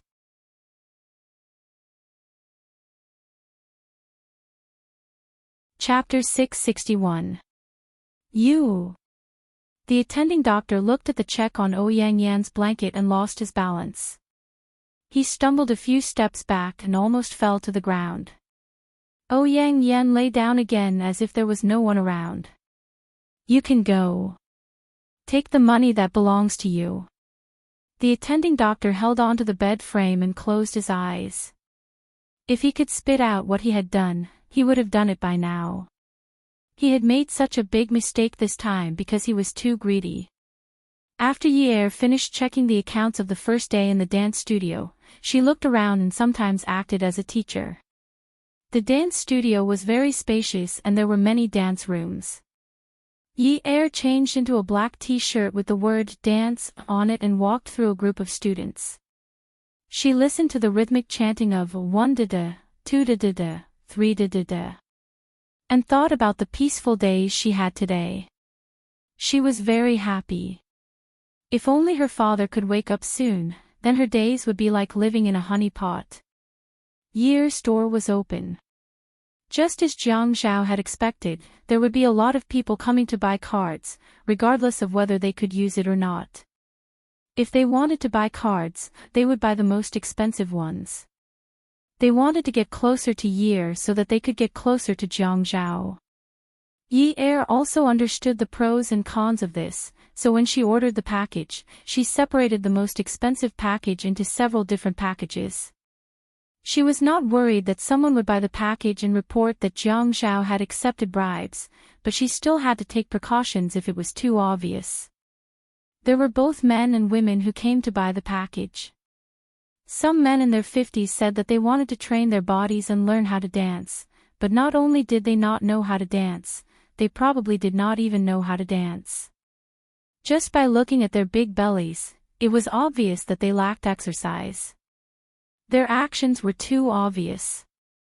Jiang Zhao said that he was not afraid of this. If people tried to bribe him in private, it was fine as long as he did not accept it. Yi did this very well. Today, another man came to buy the package. If other people saw this, they would definitely tell Yi that there was finally someone who looked like he had trained and was even handsome. However, when Yi saw Min Zikai, she did not notice it at all. Miss and young masters from rich families had to learn the basics of social etiquette, but they would have professional teachers to teach them. Especially at Min Zikai's age, they had already learned the basics. Yi Min Zikai smiled. Good morning, young Master Min. Yi thought that if she had known this would happen, she would not have come to the cashier to see if there were any golden eggs flying up today. If she had not come, she would not have met Min Zikai. She really felt uncomfortable just looking at him. Although she and Qing Su were siblings, she had never felt this way when she saw Qing Su. Min Zikai was a disgrace in her life. No one would be willing to ignore their past disgrace. Yi had always been distant from Min Zikai. Min Zikai smiled and said, Yi I'll take care of your business. Sure, I'll arrange for someone to serve young Master Min, Yi said generously to the cashier, give young Master Min a 10% discount. Pfft, the cashier was a young girl. This was the first time she had heard the boss give a 10% discount. Many of the boss's friends were given a 30% discount. The reason was that they could not refuse to accept money, but they could not take money from their friends. The premise was that they did not suffer a loss. Actually, they could all make a profit. The cost was not high. This 10% discount was too shabby. However, she still put on a sincere smile and said, "Okay." Min Zikai's smile also froze. That girl, Ching Su, had said that she had applied for a card at Yi Er's place and had a 40% discount. What did 40% mean? But now, he was giving him a 10% discount. Did he hear wrongly? This was not a matter of money. This was a matter of status. What did it mean? It meant that Yi Er valued that girl more. Yi Er quickly left, saying that he had a lot of things to do. He left Min Zikai to his assistant. Opposite Yi Er's dance studio was Xiao Ye's custom-made studio. It was not open today. The iron chains on the glass door clanged as someone fiddled with them. The man wore a baseball cap on his head. The front of the cap was very long and low, so his face could not be seen clearly. However, the stubble on his chin could be seen clearly. He was very tall and wore a thin jacket. His hand touched the iron chain as he raised his head to look at the opposite building. When he looked up, the sun shone into his eyes. He narrowed his eyes slightly and released a murderous aura. This was the man who had been mistakenly called a pervert by Ching Su when they went to the private hospital for a checkup. Jiang Zhao had been looking for him for a long time. However, he was good at anti-tracking. How could he be tracked down so easily? He had been quiet for such a long time so that these people would let down their guard. He had basically figured out this woman's route. This was the person that the buyer wanted to kill. However, the person he wanted to kill the most now was that girl, Ching Su. If that girl had not hit that car, how could his brother have gotten into an accident? He could not rush them. Last time, it was because he was not stable enough that he encountered such an accident. The attending doctor asked the DNA appraiser, "What did Miss Chiu say to you just now?" The DNA appraiser said, "No, nothing. Don't try to avoid it. You also took her money, right?" "What?" The DNA appraiser was shocked. Although they were colleagues, he was not in the same department as the surgery team. There was always an inexplicable gap between them. "What nonsense are you talking about? The people who were called to the director's office today were all paid." The attending doctor asked the DNA appraiser to the rooftop. The February wind was still a little cold, but it was refreshing. At this time, he was so annoyed that he lit a cigarette and took a puff. "We all know that, right?" The DNA appraiser did not dare to speak. Trouble came from the mouth. The hospital was a place of conflict. Not to mention the tense doctor-patient relationship, even the competition between doctors was a smoke-free battle. Although they were in different departments, they had to be careful. Sigh. The DNA appraiser only sighed. He did not admit or deny it. "Do you feel that we are in trouble this time?" The attending doctor turned his head and looked at the person next to him worriedly. Yes. Perhaps it was a habit formed in his work to only talk about work-related matters. He was a man of few words. "I'll give you a sum of money. Are you willing to change the test result? It's a very large sum of money. It's enough for you to live a lifetime without working in the hospital." The DNA appraiser was so scared that he immediately quivered. No. He was not a fool. He did not dare to do such a thing, especially after knowing that Miss Chiu was backing him up. He could not let anyone change the first-hand information. Some things were not about how much money he could earn or spend in his lifetime. If he had so much money, he might not have the chance to spend it. He might cause his family to not live a peaceful life. He could not take this risk. The attending doctor laughed self-deprecatingly and patted the DNA appraiser's shoulder. I just said it casually. Look at how scared you are. Ha! As Jiang Zhao had made plans to go to the hospital in the morning, he had a lot of time to spare.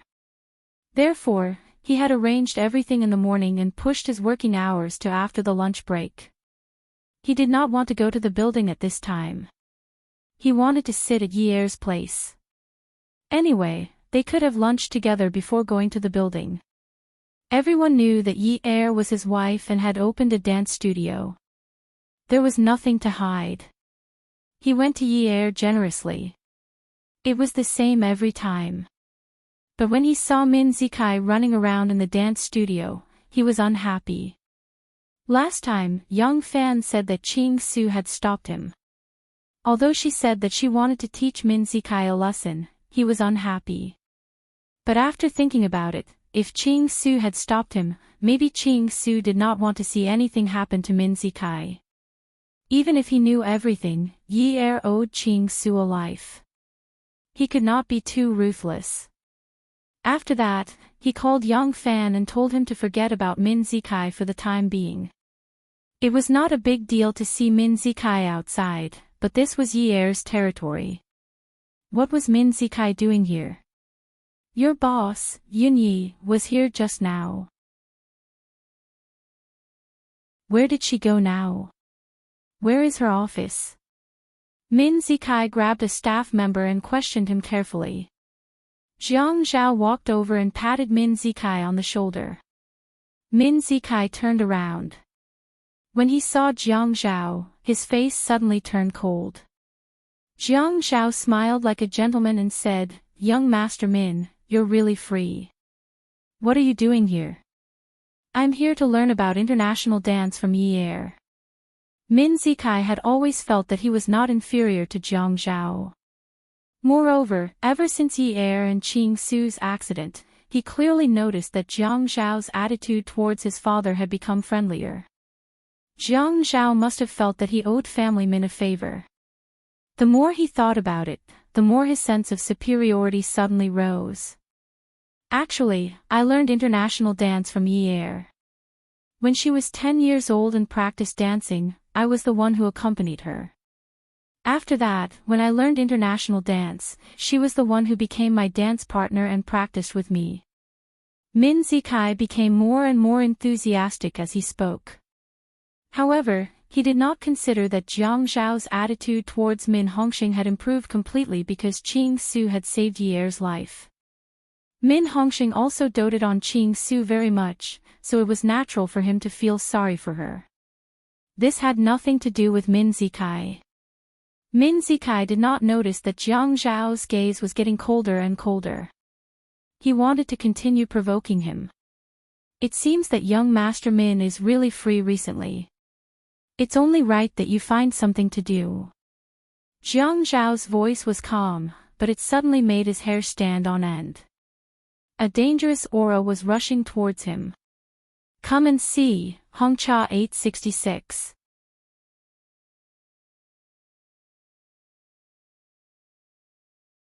Chapter 662. It's none of your business whether I'm free or not.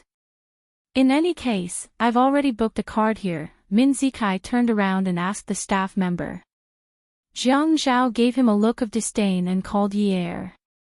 Why do you accept anyone who comes to book a card? Yi Er was stunned. What do you mean? I'm in the lounge area. Come over. Jiang Zhao hung up. When Min Zikai heard Jiang Zhao's call, he immediately turned around. Yi Er changed your cell phone. Jiang Zhao's smile was still gentlemanly, but there was a hint of malice in it. I didn't change it. I just didn't want to pick up your call. Yi Er knew that Jiang Zhao's tone wasn't good, so she hung up and headed to the lounge area. At this time, most of the students were in class, so the lounge area was very quiet. Even if it was very quiet, Jiang Zhao would usually go to the office to look for her.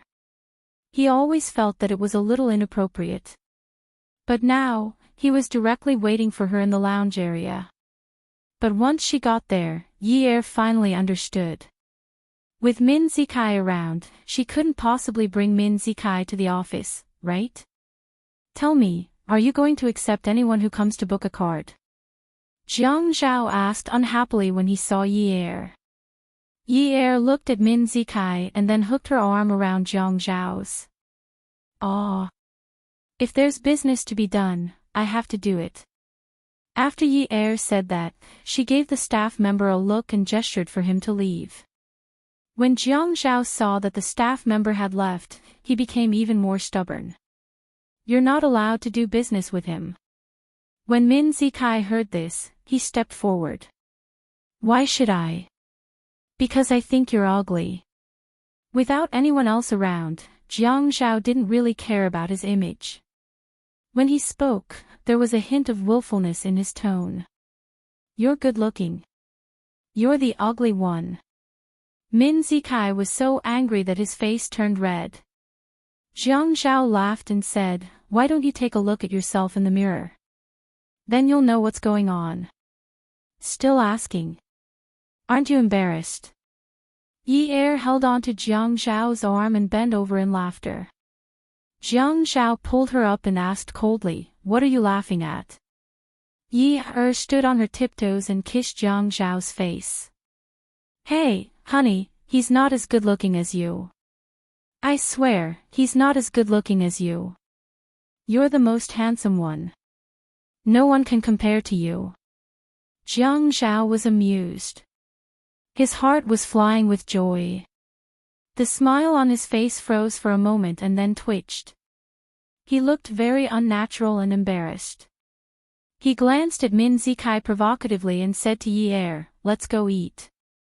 Min Zikai was hurt, not because of Jiang Zhao's provocation, but because of what Yi had said to curry favor with Jiang Zhao.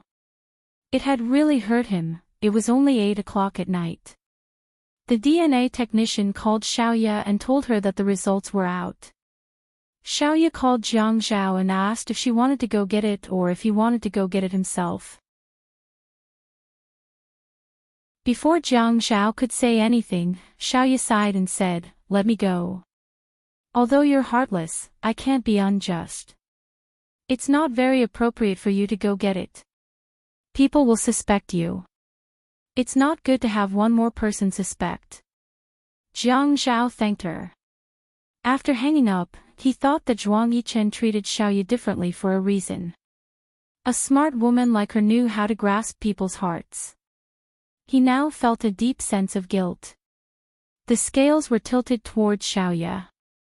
He even thought that if he helped Xiaoya, Zhuang Yichen would probably not take it seriously when he reconciled with Xiaoya in the future. Jiang Zhao also took his own sample for a DNA test. He wanted to wait for Xiaoya's report to be out and then compare it. Xiaoya drove to the hospital. She thought about it more in the afternoon.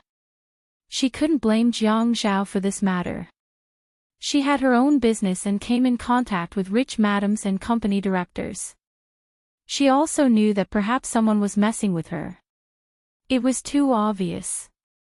However, it was precisely because someone was deliberately messing with her that Jiang Zhao couldn't interfere. The people she came in contact with also had powerful backgrounds. What right did they have to drag Jiang Zhao into this? She didn't even care about her own man. How could she count on someone else's man? The dashboard showed that the car was low on gas. She drove to the nearest gas station. She recognized the car parked in front at a glance. It was Haiqing's most unique red and green Cayenne. Lu Qingsu, this girl, was so strange that she was afraid that others wouldn't remember her. She was the same. However, when she saw the red Cayenne covered in green willow branches, she really felt that spring was not far away. Just because Qingsu had saved Yi's life, the few of them were getting closer. However, did Qingsu only like red Cayennes?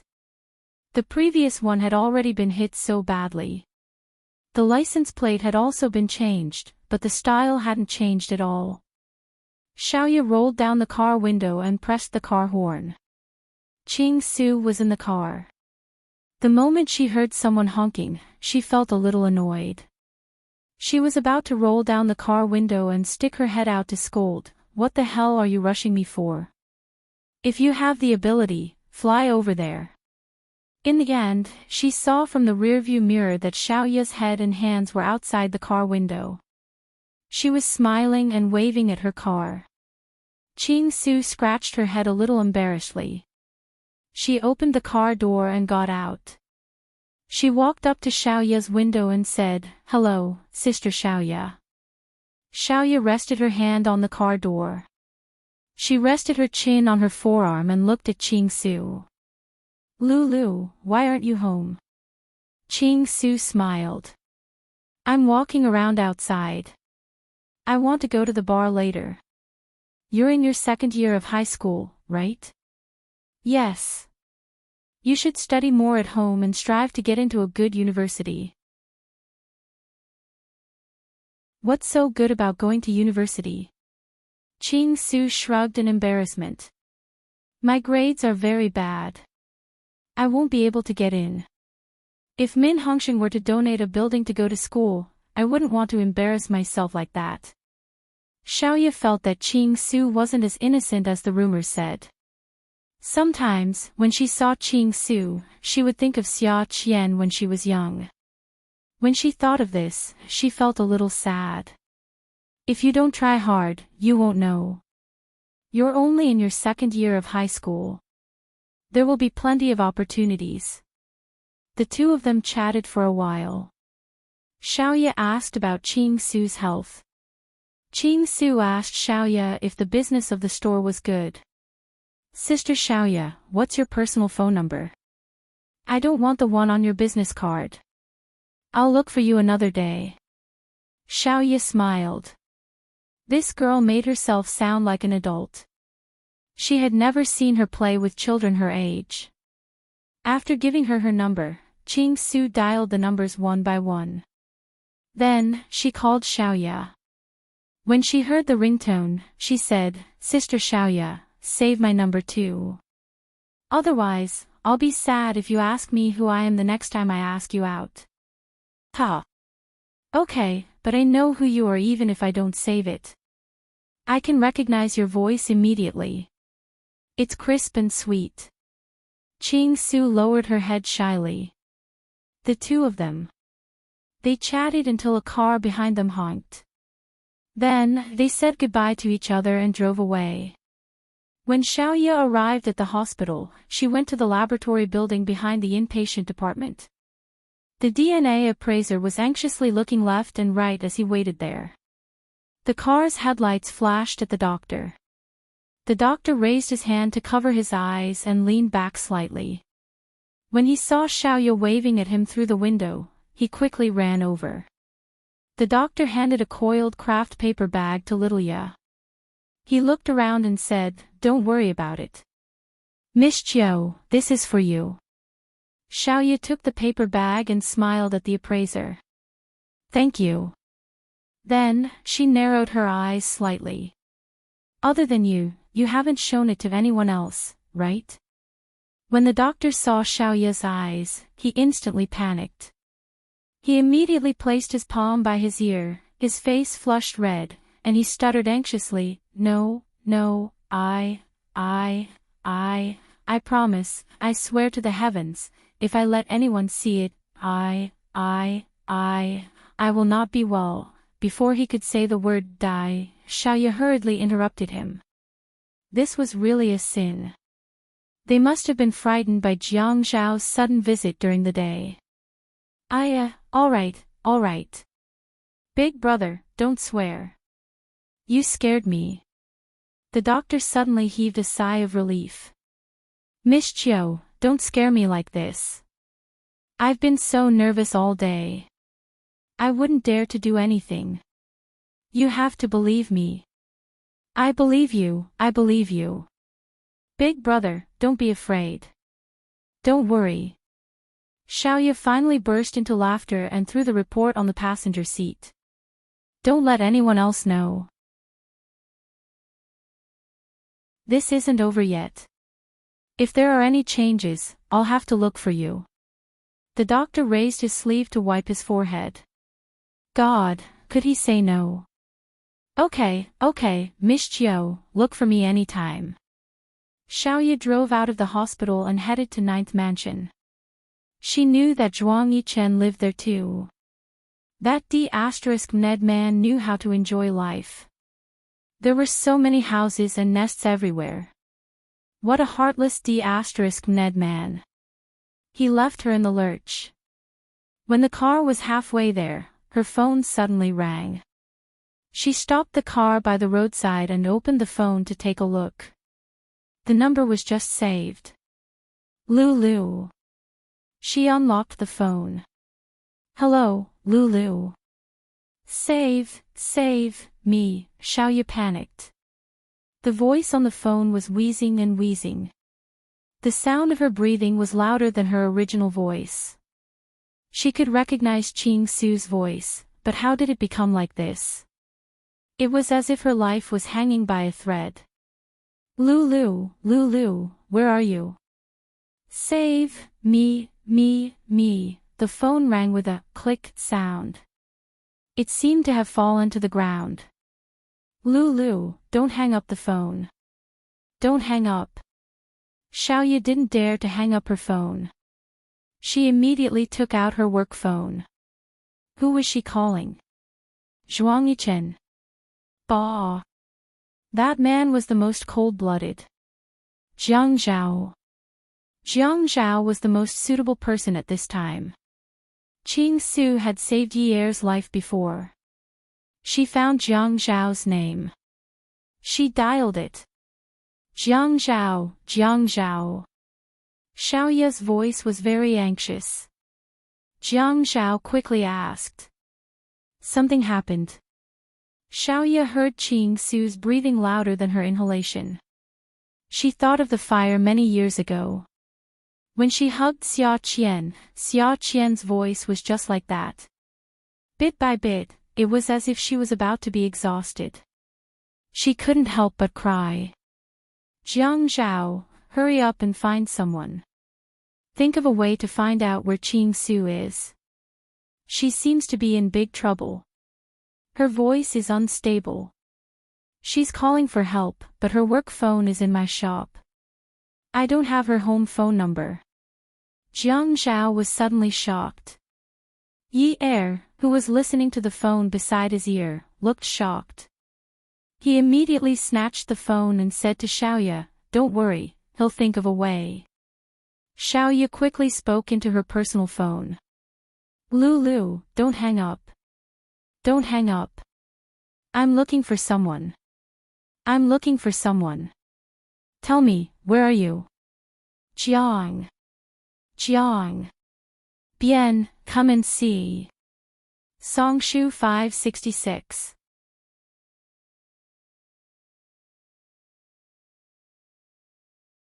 Chapter 663. Xiaoya had never encountered such a situation before. She didn't know what had happened to Qing Su. She also didn't know what kind of injuries could make such a rebellious young lady so weak as to ask for help. Why did Qing Su call her? Xiaoya comforted Qing Su on the phone as she thought about what was going on. Why did the phone call her?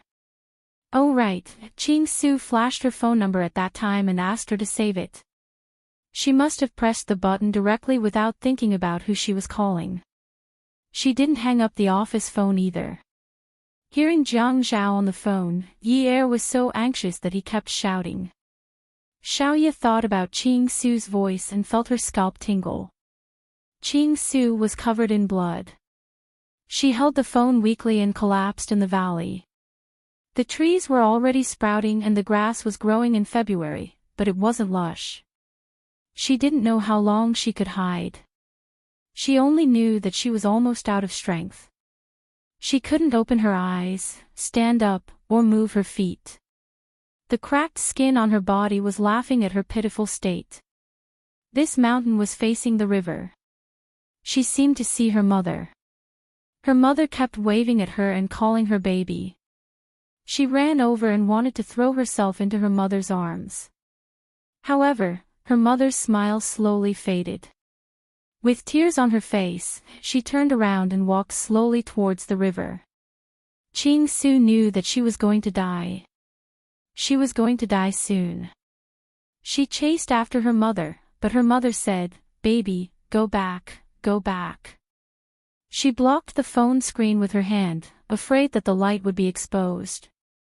In fact, she didn't want to die. The day before her death, her mother said to her, "Baby, my Lulu, I didn't take you to eat good food in the past. I didn't buy you beautiful clothes. You must eat a lot of good food in the future. You must go to many countries and wear many beautiful clothes.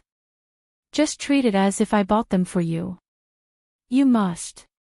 When you are 50 or 60 years old, you must wear beautiful clothes. Mommy can see it. Mommy will be very happy when she sees you wearing beautiful clothes." She felt that she didn't wear enough beautiful clothes. She hadn't worn out her evening gowns yet. She didn't like to socialize. Xiaoya had a lot of beautiful clothes. She wanted Sister Xiaoya to make an evening gown for her every month. She still had a lot of delicious food. She liked to eat the same food and taste as before. She didn't want to try new things. She wanted to go to various Western restaurants and eat the most expensive French food. Min Hongxing was very rich. "Help me." She couldn't hear the voice on the phone clearly. She only knew that she had used all her strength to shout those two words. In her consciousness, the man in the bar used a handkerchief to cover her mouth and nose. When she woke up, she was lying in the car. The man waited for her to wake up and dragged her out of the car. Only then did she know that they were at the riverside. He dragged her to the place where the two cars collided. He took a shiny knife to stab her. He gritted his teeth and called her a little whore. He scolded her for being a busybody. He said that if it wasn't for her busybody, his brother wouldn't have died. She didn't know what he said later. She didn't want to explain. She only knew that the words, "little whore," were very harsh. Lan Chuyue always scolded her as a child who ruined her life. She said that she was a little whore raised by a whore. She wasn't. Her mother was also not a whore. She fought with the tall man. She didn't expect that she would stab him twice. But the consequences were so serious. She didn't remember when she realized that she shouldn't have fought with the man. She should have run. She couldn't run across the wide area, so she could only run up the mountain. When she was young, she lived a very hard life with her mother. Sometimes she would hide. At this moment, she was extremely scared. Her ears were filled with the sound of the man's footsteps. They came closer and closer. She was scared. But it was useless to be scared. She couldn't walk anymore. "Mom! Mom!" she called out softly. Then, she let out a deep sigh. When Xiaoya heard Xia Qian call out, "Mommy," softly, she suddenly thought of the big fire. Xia Qian was the same. In the end, she called out, "Mommy," weakly. "Lulu." Xiaoya covered her mouth. She didn't dare to cry out loud. "Lulu, don't be afraid. Jiang Zhao is already looking for you. He will find you soon." The mobile phone's tracking system was very accurate in the army. Looking at the red dot on the meter, Yi Er and Xiaoya sat in the military vehicle and listened to the breathing sounds from the mobile phone. "Jiang Zhao, can the car go faster? I'm worried that Ching Su's mobile phone will run out of battery. It'll be over." Jiang Zhao always patiently comforted Yi Er whenever he heard that. "It'll be soon. We'll be there soon.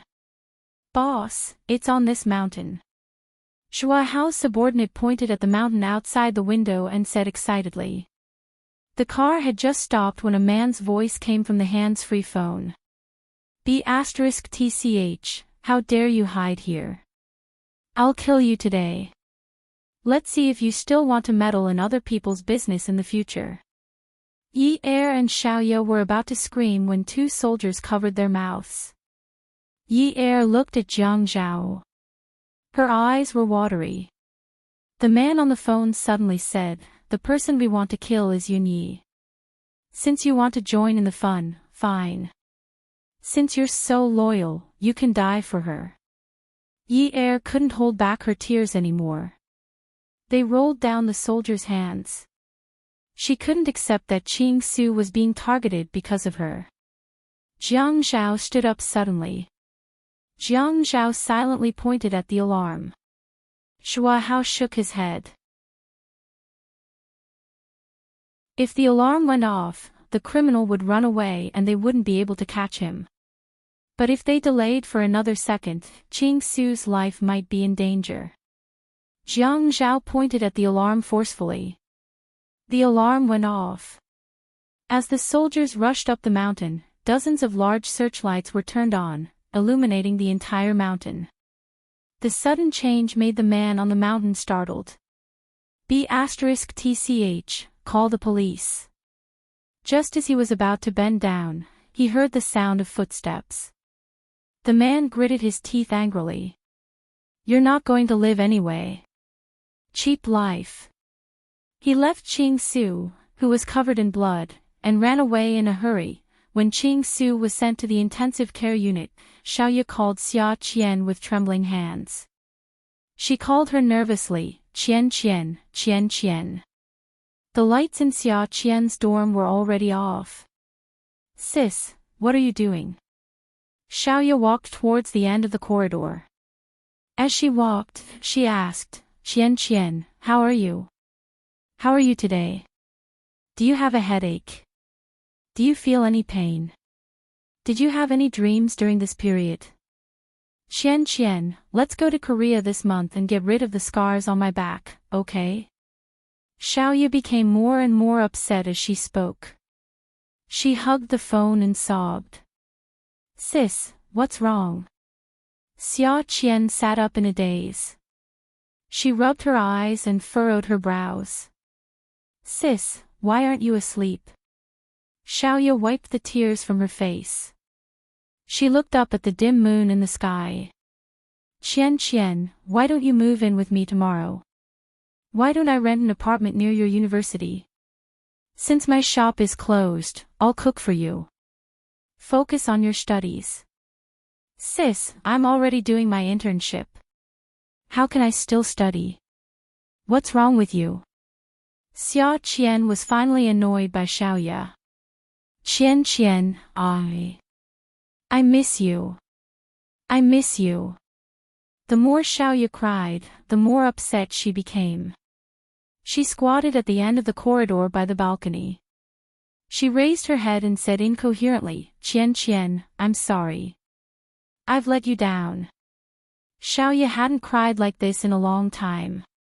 The sadness of losing her life in her hands was like a flint that ignited when it came into contact with firewood. "Sis, are you crazy?" Xia Qian sighed. "I'm hanging up. I'm so sleepy." After hanging up, Xiaoya fell silent. Jiang Zhao found Xiaoya. "What's wrong? Why don't you go home and get some rest?" Xiaoya was still squatting. She handed her car keys to Jiang Zhao. "Jiang Zhao, you know where my car is. It's where we met just now. The report is on the passenger seat. Go get it. I'll call a cab. If it's convenient for you, can you get someone to drive my car back to Qingfeng Garden?" "Okay." Jiang Zhao took the keys. "Why don't I give you a ride?" "It's okay, you don't have to. You shouldn't tell the family Min about what you heard on the phone today, especially Yi Er. Otherwise, they'll take it out on random people. You should tell Yi Er not to go to the store for the next few days. It's going to be dangerous." Xiaoya had already recovered from her panic and maintained her usual rationality. It was a kind reminder, but her cold expression made her seem a little heartless. "Thank you for reminding me. I know what I'm doing." Jiang Zhao looked at Xiaoya's distracted expression and asked Yi Er to keep her. He then called the chauffeur to take her back to Qingfeng Garden. Yi Er stayed at the hospital. Shua Hao's subordinates also stayed by Yi Er's side. They said that they were afraid of danger. The man's words on the phone that night constantly reminded them that the enemy could appear at any time. Jiang Zhao briefed Shua Hao and drove to Xiaoya's car alone. Xiaoya's Ford Focus was in the passenger compartment. He used the remote control to unlock the door. The coil in the craft paper bag was still intact. Jiang Zhao opened the coil and took out the report inside. He glanced at it twice before putting it back and wrapping the bag properly. He got the DNA report and closed the car door. He made a call. When the call connected, he said, "I have a set of data here. Compare it with the sample I gave you today and give me a call." The man on the other end answered, "Okay." Beauty novel, Songshu 566.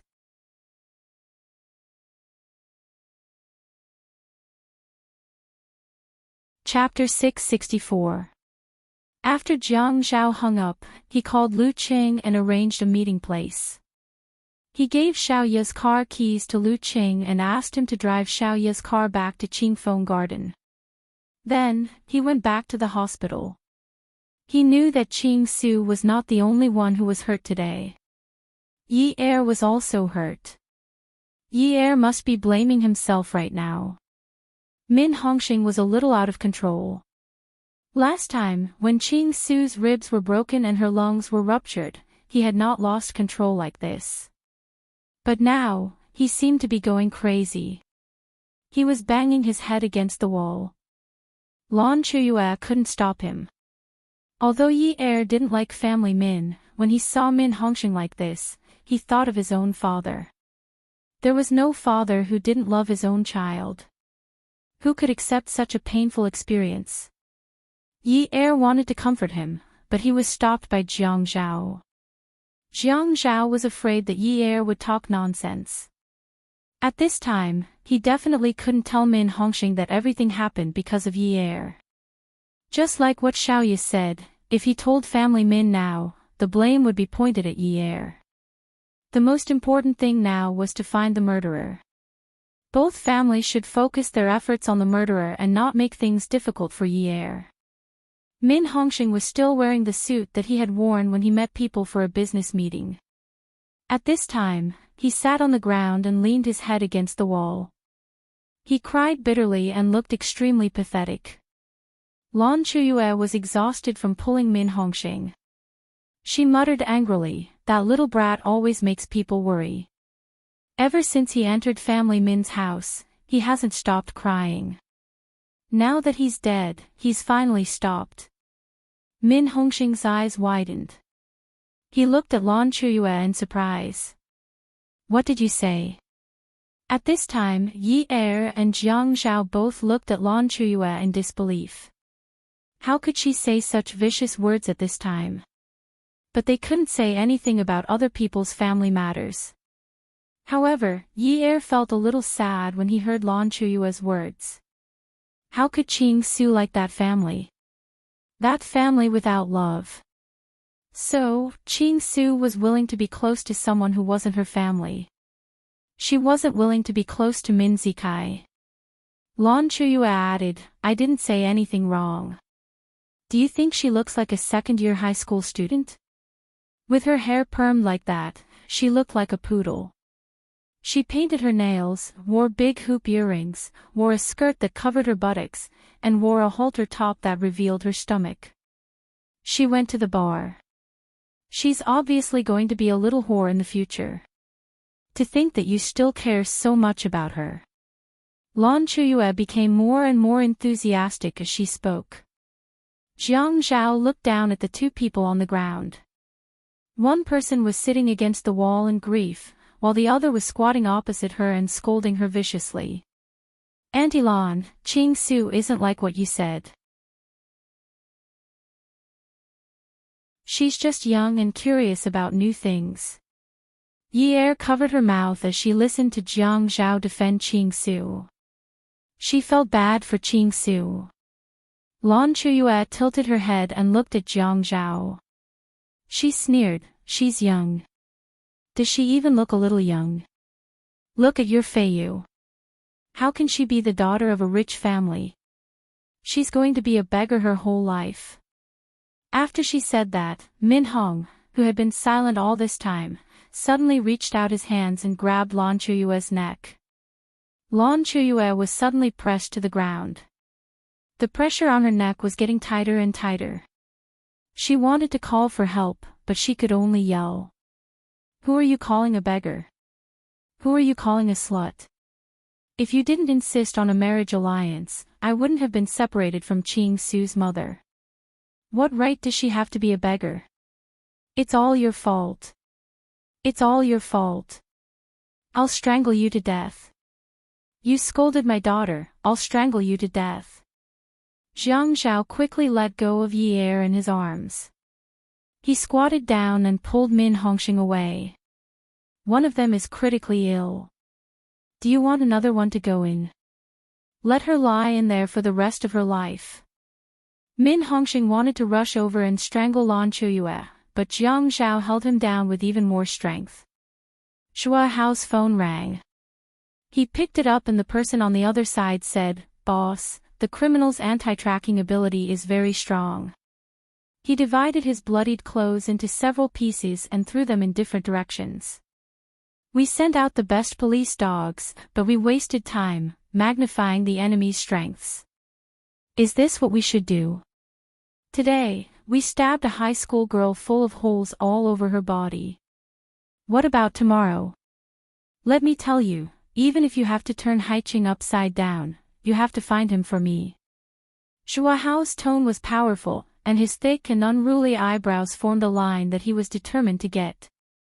Hearing this, Min Hongxing pushed Jiang Zhao away and threw himself in front of Shua Hao. He knelt down with a thud. "Young Master Zhua, thank you, thank you. Please help me find the murderer. I, Min Hongxing, am willing to do anything for you." Shua Hao knew Min Hongxing's grief, but such an action still made him feel a little awkward. He wanted to pull Min Hongxing up. "Uncle Min, what are you saying? I'm a soldier." However, Min Hongxing refused. The tears on his face could not dry up. "It doesn't matter if you're young Master Zhua or a soldier, you're our family's benefactor." Yi Er seemed to see her father again. Min Hongxing actually could not bear to see her, so later on, even Jiang Zhao could not see her. Everyone related to Jiang Zhao would be on guard. After all, an old man of his age was a little stubborn. At this time, for Qing Su, he actually knelt down in front of Jiang Zhao's younger brother. However, Qing Su's misfortune was all because Qing Su risked her life to save her last time, which led to revenge. Ouyang Yan was still staying in that public hospital. She was so nervous that she could not sleep. She could not contact the doctor in the morning. Someone said that she had applied for leave in the afternoon and did not come to work.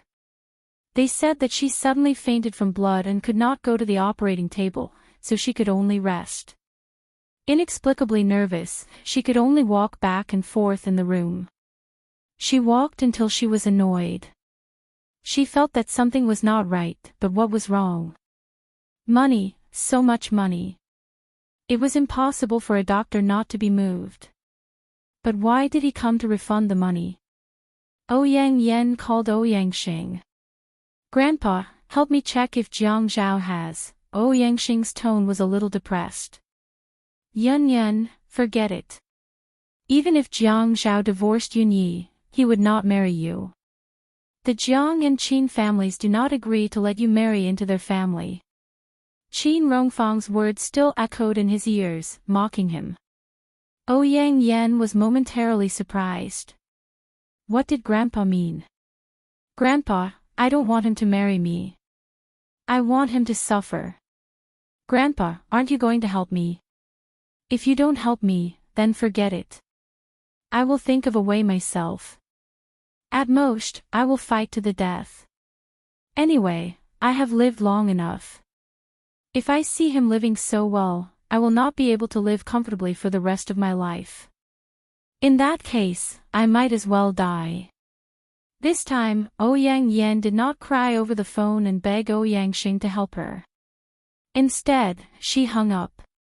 She had to find the attending doctor now and ask him to help her find a DNA test. When the time came, the testimonies of the two people would match. Jiang Zhao would not be able to deny it even if he wanted to. The phone that had just hung up rang again. Ouyang Xing sighed. Yun Yun, live well. Don't threaten Grandpa with death. I will help you if I can, but there are some ways that are not limited to this. Do you understand? Okay, I know. But as long as we can prove that this child is Jiang Zhao's, Yun Yi will be traumatized for the rest of her life. They will have a knot in their hearts for the rest of their lives. Grandpa, this is what I want now. Ouyang Xing replied, okay. The attending doctor is missing. Grandpa, you have to help me find him. High City's airport had fewer flights at this time of the day. But the pedestrians were still busy, and they were reluctant to part with each other. At a corner of the airport, a middle-aged man was pulling his luggage. He was alone, and no one was sending him off. He was in a hurry and was looking around nervously. This man was the doctor who had received Ouyang Yan's check in the morning. He had no choice but to leave. He could not afford to offend Mayor Jiang and his family. He had received Ouyang Yan's money, and he had no choice but to leave. But when he arrived at the bank, he found out that the check was valid. But such a large sum of money needed to be booked a day in advance. Although he did not withdraw the money, he did not dare to stay in High City. Ouyang Yan had recorded him receiving the check, but there was no recording. Who could prove that he had received the check and not the cash? There was a queue at the security checkpoint, and he felt that every second was longer than an hour. The people in front of him did not seem to be moving. He was getting more and more anxious. Sir, can you let me cut the queue? My flight is about to take off. Sir, what time is your flight? Ha! The person in front of him glanced at the ticket in his hand. My flight will take off 15 minutes earlier than yours. Sir, you don't have to worry. You can make it in time. The doctor exhaled and smiled awkwardly. He looked around again and felt that there were eyes looking at him from everywhere. Those eyes were fierce. If they were not treacherous, they were malicious. If not, they were looking at him with schemes that he could not see clearly. He felt that he had fallen into a whirlpool that he could not escape from. There were jackals, wolves, tigers, and leopards everywhere, and they wanted to tear him apart at any moment. At this time, someone patted his shoulder heavily, and the doctor woke up from his fear. A soldier was standing beside him. It was a soldier and not a policeman. The soldier's uniform was neat and upright, and the badge on his military cap made people tremble when they saw it. The soldier saluted the doctor with a faint smile, but said in an irresistible tone, Sir, we drove here to pick you up. Why don't we leave tomorrow? At the exit not far away, there were a few soldiers in the same uniform. The doctor suddenly felt his vision turn black, and his legs turned to jelly. The doctor was brought into the military vehicle, and he was so scared that he fainted. Boss, we found the doctor. Where is the most suitable place to invite him? Bring him to his office in the hospital. Don't blow up this matter. It's not necessary. Okay. The call ended. The next afternoon, Qin Fian took 2 documents and went to the public hospital's obstetrics and gynecology department to find Ouyang Yan. Sister Yan, are you still recuperating? Qin Fian stood in the ward and looked at the furnishings. He did not look at Ouyang Yan and asked casually. Ouyang Yan heard this tone and felt like he was mocking her. She held it in and asked, Fian, why are you so free today? Come and see Xinwu 799.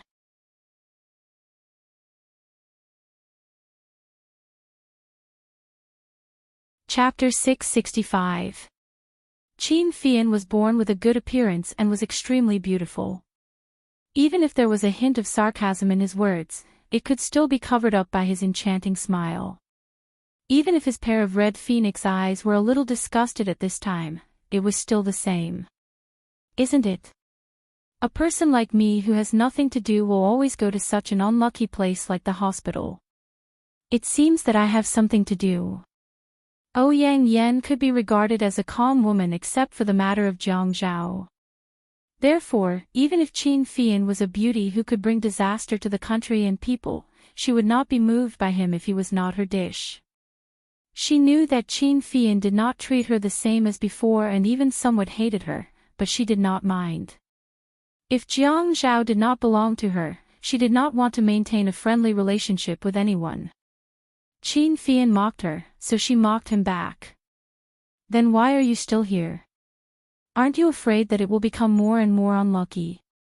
Qin Fian knocked the file bag in his hand with the other raised palm. He casually found a chair and sat down, crossing his legs. Just like Shin Kai, he was as hooligan as he could be.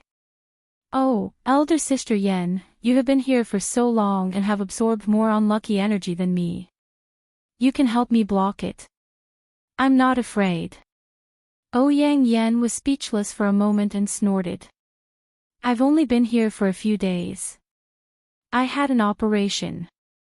Didn't your brother tell you? Qin Fian laughed. Elder sister Yen, is having sex also called an operation now? The advertisements on TV broadcast 1 minute of painless sex every day, so that you don't feel pain and can go home after getting out of bed. This is clearly like a preventive injection, right? Ouyang Yan's expression changed from green to white, red to black. In my opinion, it's really a precaution. After this precaution, elder sister Yen will know that there is something called a condom in this world the next time she does it with someone else. Even if she can't hold it back at that time, she'll burn like firewood. Qin Fian said in an exaggerated tone. He even exaggeratedly waved the document bag in the air. There is also something called an emergency contraceptive after the event, which is effective within 72 hours.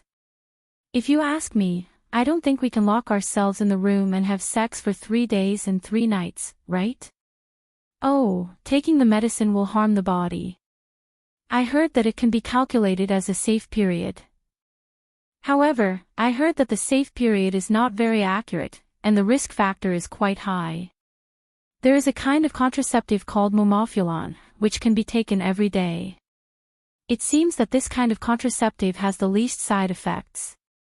In fact, it doesn't matter if you have a strong erection. Why don't you just put a ring on it and abort it when you get married and want to have children in the future? Sigh, in the end, it's not good. Women like elder sister Yen are the ones who suffer. Next time, you should discuss with your intimate man and use a condom. No matter how expensive it is, it can't be expensive to the sky. Ouyang Yen sat on the bed and squeezed the bed sheet tightly. She was so angry that she could only say, You shameless, homosexual, you are too shameless. Qin Fian actually rarely heard Ouyang Yen say such dirty words, so when he heard the word, shameless, he thought that he was hallucinating. However, since she was willing to frame him, saying some dirty words was nothing. He took a long breath, shook his head, and smiled. In fact, I am not too shameless. Compared with elder sister Yen, I am far from being shameless. As he said that, he stretched his neck and looked at Ouyang Yen, who had exploded with anger, and smiled slyly. Why don't you leave the hospital? It's not a big deal. This thing can't be considered an operation at all. Really, you see, the business of this public hospital is so good. It's convenient to make a bed for the patients who are waiting in line for a bed. Qin Fian. Do people in your family only know how to bully others? Your brother? Qin Fian asked with interest, what's wrong with my brother? Yang Yan had already sensed that something was wrong from the way Qin Fian spoke when he first entered the room, but she had no way out. You're right. I did it because of your brother's operation. So what?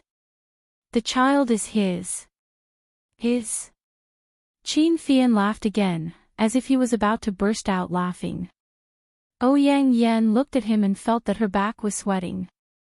She shouldn't be so professional, she shouldn't be flustered, she should be calm, she should be calm.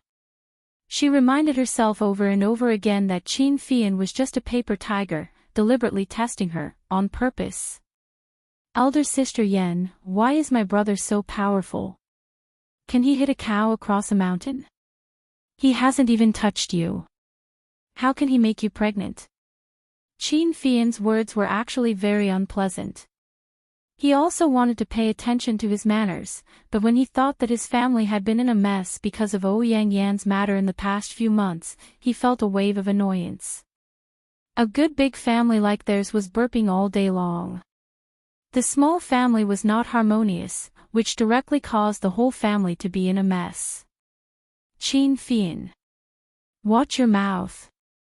If I were to say something clean, would you be able to take it? Qin Fian's face slowly darkened. He slowly took off his glasses. His red phoenix eyes lost the frame that represented gentleness. When he narrowed his eyes, there was a kind of fierceness that could not be hidden. What evidence do you have? Yang Yan touched her forehead. She wanted to get out of bed and slap Qin Fian, but she was afraid that her body language would be seen through by him. Qin Fian immediately put on his glasses again. You finally asked this question. I was waiting to die. While looking at Yang Yan meaningfully, he unhurriedly went around the craft paper bag. Yang Yan watched as the coil slowly unwound itself. It was as if she was walking down a long tunnel without any light. The more she walked, the more afraid she became. The slower the coil unwound, the more she felt that a ferocious beast would suddenly appear from the other end of the tunnel. Qin Fian laughed and was not anxious at all. Sister Yan, I'm telling you the truth. I'm reminding you because we grew up together. Most men only want to sleep with women, but they don't want to take responsibility. You see, how painful is it when you're pregnant and can't find the child's father? Fortunately, my elder brother is a benevolent and righteous person. On account of your past relationship, he was afraid to see you become a single mother, so he helped you. Otherwise, how embarrassing would it be for an unmarried rich young lady like you to go shopping with a big belly? Qin Fian. Shut up. Yang Yan jumped off the bed, picked up a cup and threw it at Qin Fian. Qin Fian nimbly tilted his head and dodged the flying cup. However, when the cup broke behind him, the water splashed onto Qin Fian's back. He shrugged as if nothing had happened. I'm just being kind. Sister Yan, don't treat my kindness as malice.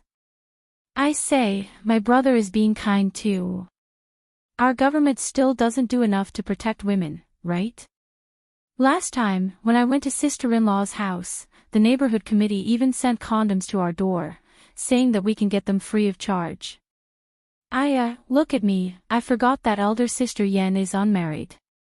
Although they don't provide legal free condoms, there are vending machines on the side of the road that sell condoms for 1 yuan.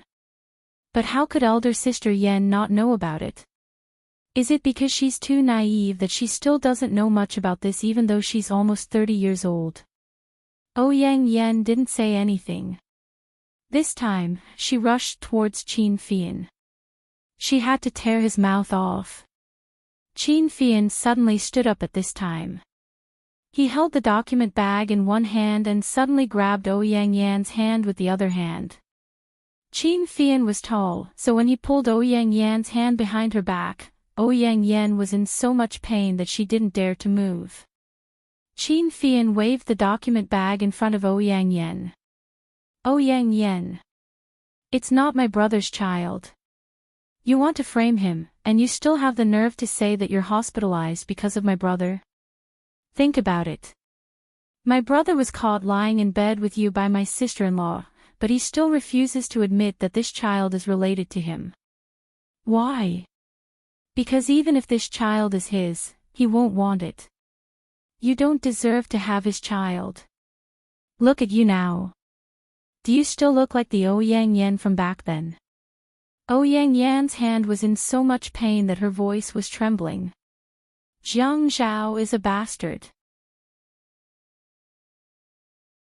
Qin Fian said fiercely, "What's wrong with my brother? What did he do to you? You were the one who broke the engagement back then. Did my brother force you not to get engaged? Did my brother force you to leave Haiqing? After you left, you didn't allow my brother to find another woman. You're rotten. You still want to ruin my brother. Think about how much weight you have. In the past, everyone followed behind you and flattered you. Some people did it because you were kind, pure, beautiful, and generous, but some people did it because you were the granddaughter-in-law of the Jiang and Qin families. Why do you think you're so arrogant? Jiang Zhao caused my miscarriage." Qin Fian gritted his teeth. "Miscarriage? You deserve it. You didn't find that man to take responsibility, but you wanted to make our Jiang and Qin families restless. Let me tell you, if Grandpa and Grandpa Jiang hadn't stopped me, I would have killed you." Ouyang Yan shivered. Was this the so-called friendship between families that had been friends for generations? Was this the friendship that had been played since childhood? It was all fake. In these rich and powerful families, everything was fake. Fake smiles, fake words, fake promises, fake people and things. Only one thing was real, and that was the mutual deception of each other. These people had schemed against her step by step, tested her, and forced her to leave their sight. Ouyang Yan's smile became colder and colder. Qin Fian was annoyed for a moment, and he pushed her hard and threw her away. Ouyang Yan fell to the ground. She slowly raised her head and looked at Qin Fian, who was standing not far away from her. Even the corners of her mouth were filled with hatred. "Qin Fian, you're a homosexual. What right do you have to judge me? So what if I'm a homosexual? I've been a homosexual in Haiqing for so many years. Has anyone jumped out and pointed at my nose and called me shameless? Of course, you're an exception, but I naturally won't take your words seriously. Your evaluation is too unimportant to me." Qin Fian saw that there were a few bottles of mineral water neatly placed on the tray on the table behind him. He generously placed the document bag on the table and opened a bottle of mineral water. He moved a few steps and kicked the trash can under the bed to his feet. He bent down and placed the hand that had grabbed Ouyang Yan's arm above the trash can to wash his hands. Welfare, Songshu 566.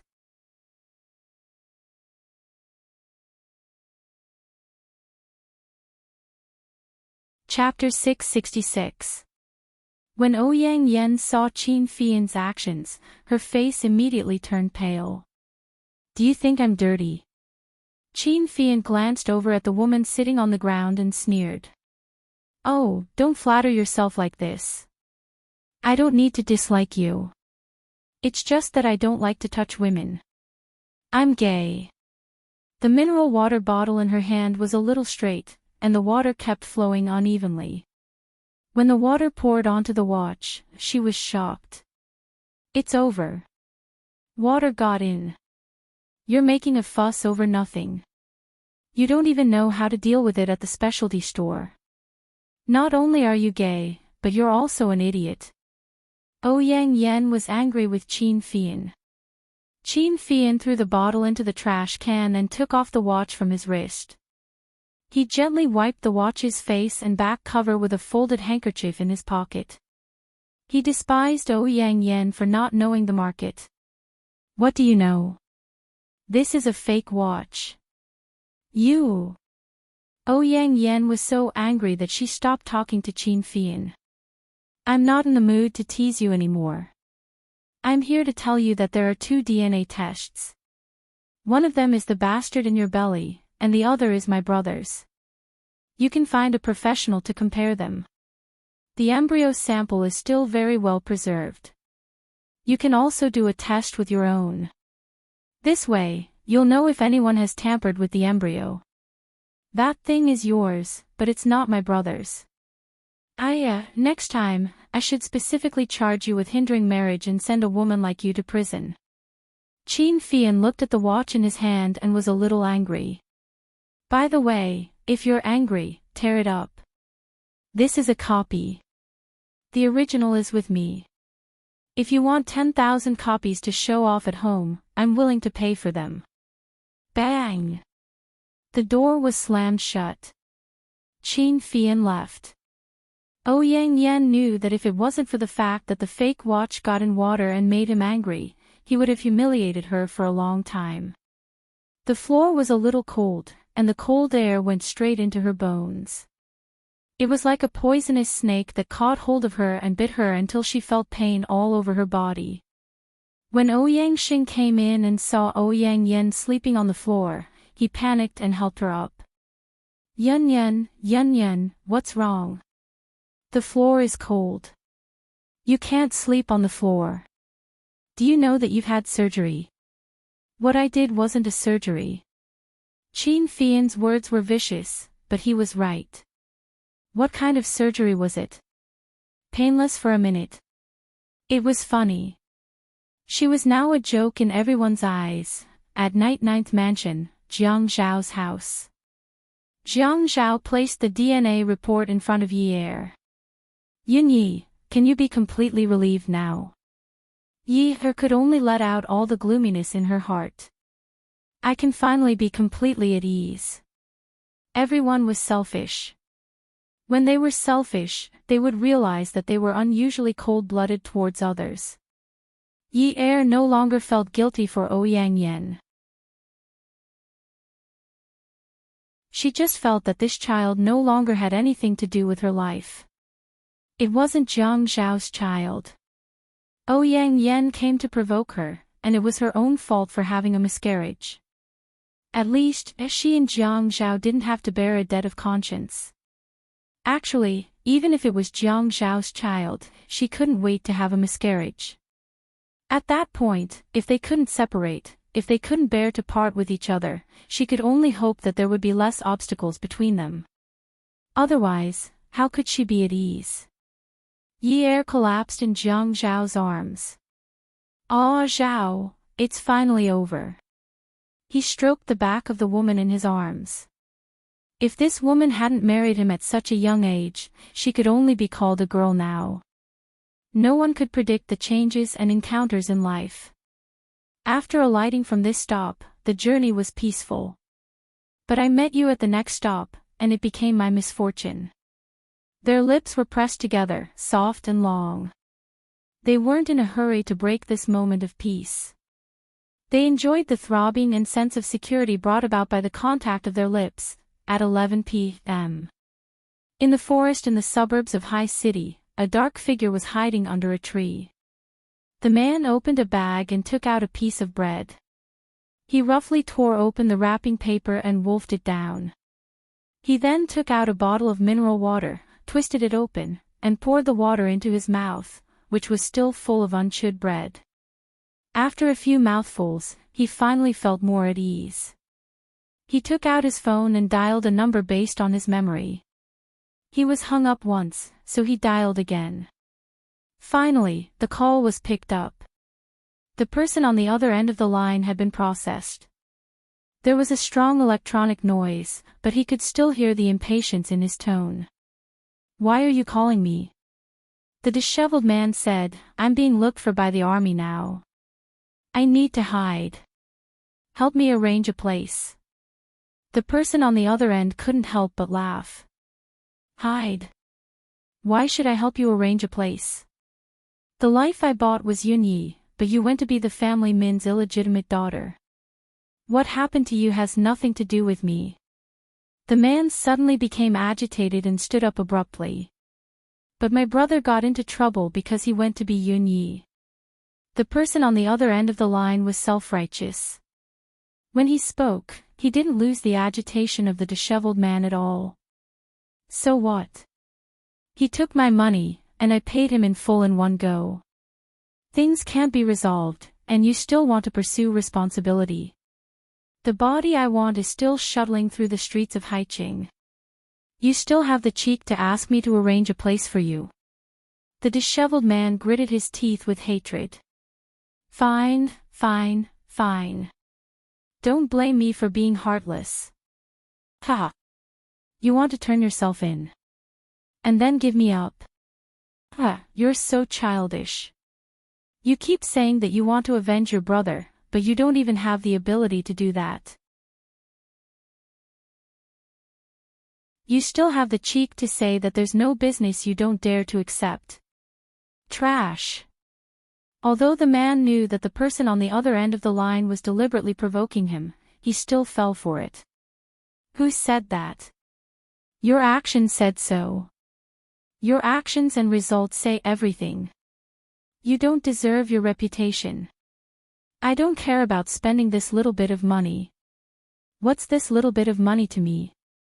It's just a drop in the ocean. I won't even blink if you ask me to pay 10 times the price. But do you have the ability to do that? You can't even kill a weak woman, and now you've provoked the army. You still dare to say that you'll accept any business. If I kill Yunyi, will you pay 10 times the price of my brother? Spread the news of Yunye's death, and the money will be transferred to your account immediately. Deal. Don't boast too early. I've heard too much. Let's see the results. Bullsh *T. After hanging up, the man pinched the bread and put it in his mouth again. He took a big bite and carelessly drank with the mineral water in his mouth. His gaze was fixed on the night lights of High City, and the mineral water bottle in his hand made cracking sounds. In the residential area of South Jun, there was still a window that was lit at 3 in the morning. This was Zhou Li's residence. There was a crisp slap. Yuan Shichang raised his hand and landed it on Zhou Li's face. Zhou Li couldn't withstand such a strong force and fell down by the bed in the master bedroom. At this time, she was still wearing her pajamas. She couldn't sleep in the middle of the night, so she got out of bed to pour herself a glass of water. Yuan Shichang was woken up and muttered something to her. She fiercely retorted. Such a stubborn temper angered Yuan Shichang. If our son doesn't come back, I've never seen you so arrogant in front of Yunyi and Jiang Zhao. So what if he doesn't come back? Isn't it because you can't give birth? Do you have to be like this if you can give birth? This sentence touched Yuan Shichang's bottom line. No man would want to have a problem with their reproductive function. It seemed to have poked at his fragile self-esteem, so Yuan Shichang jumped out of bed and gave Zhou Li a slap. You're such a slut. If it weren't for our old relationship, there would be so many young girls out there. Do you think I would care about you? Zhou Li. This is what you call being shameless when I give you face. Get the F***CK out of here tomorrow. This house is written in your name. I can make sure you don't get it. Beauty novel, Xinwu 799.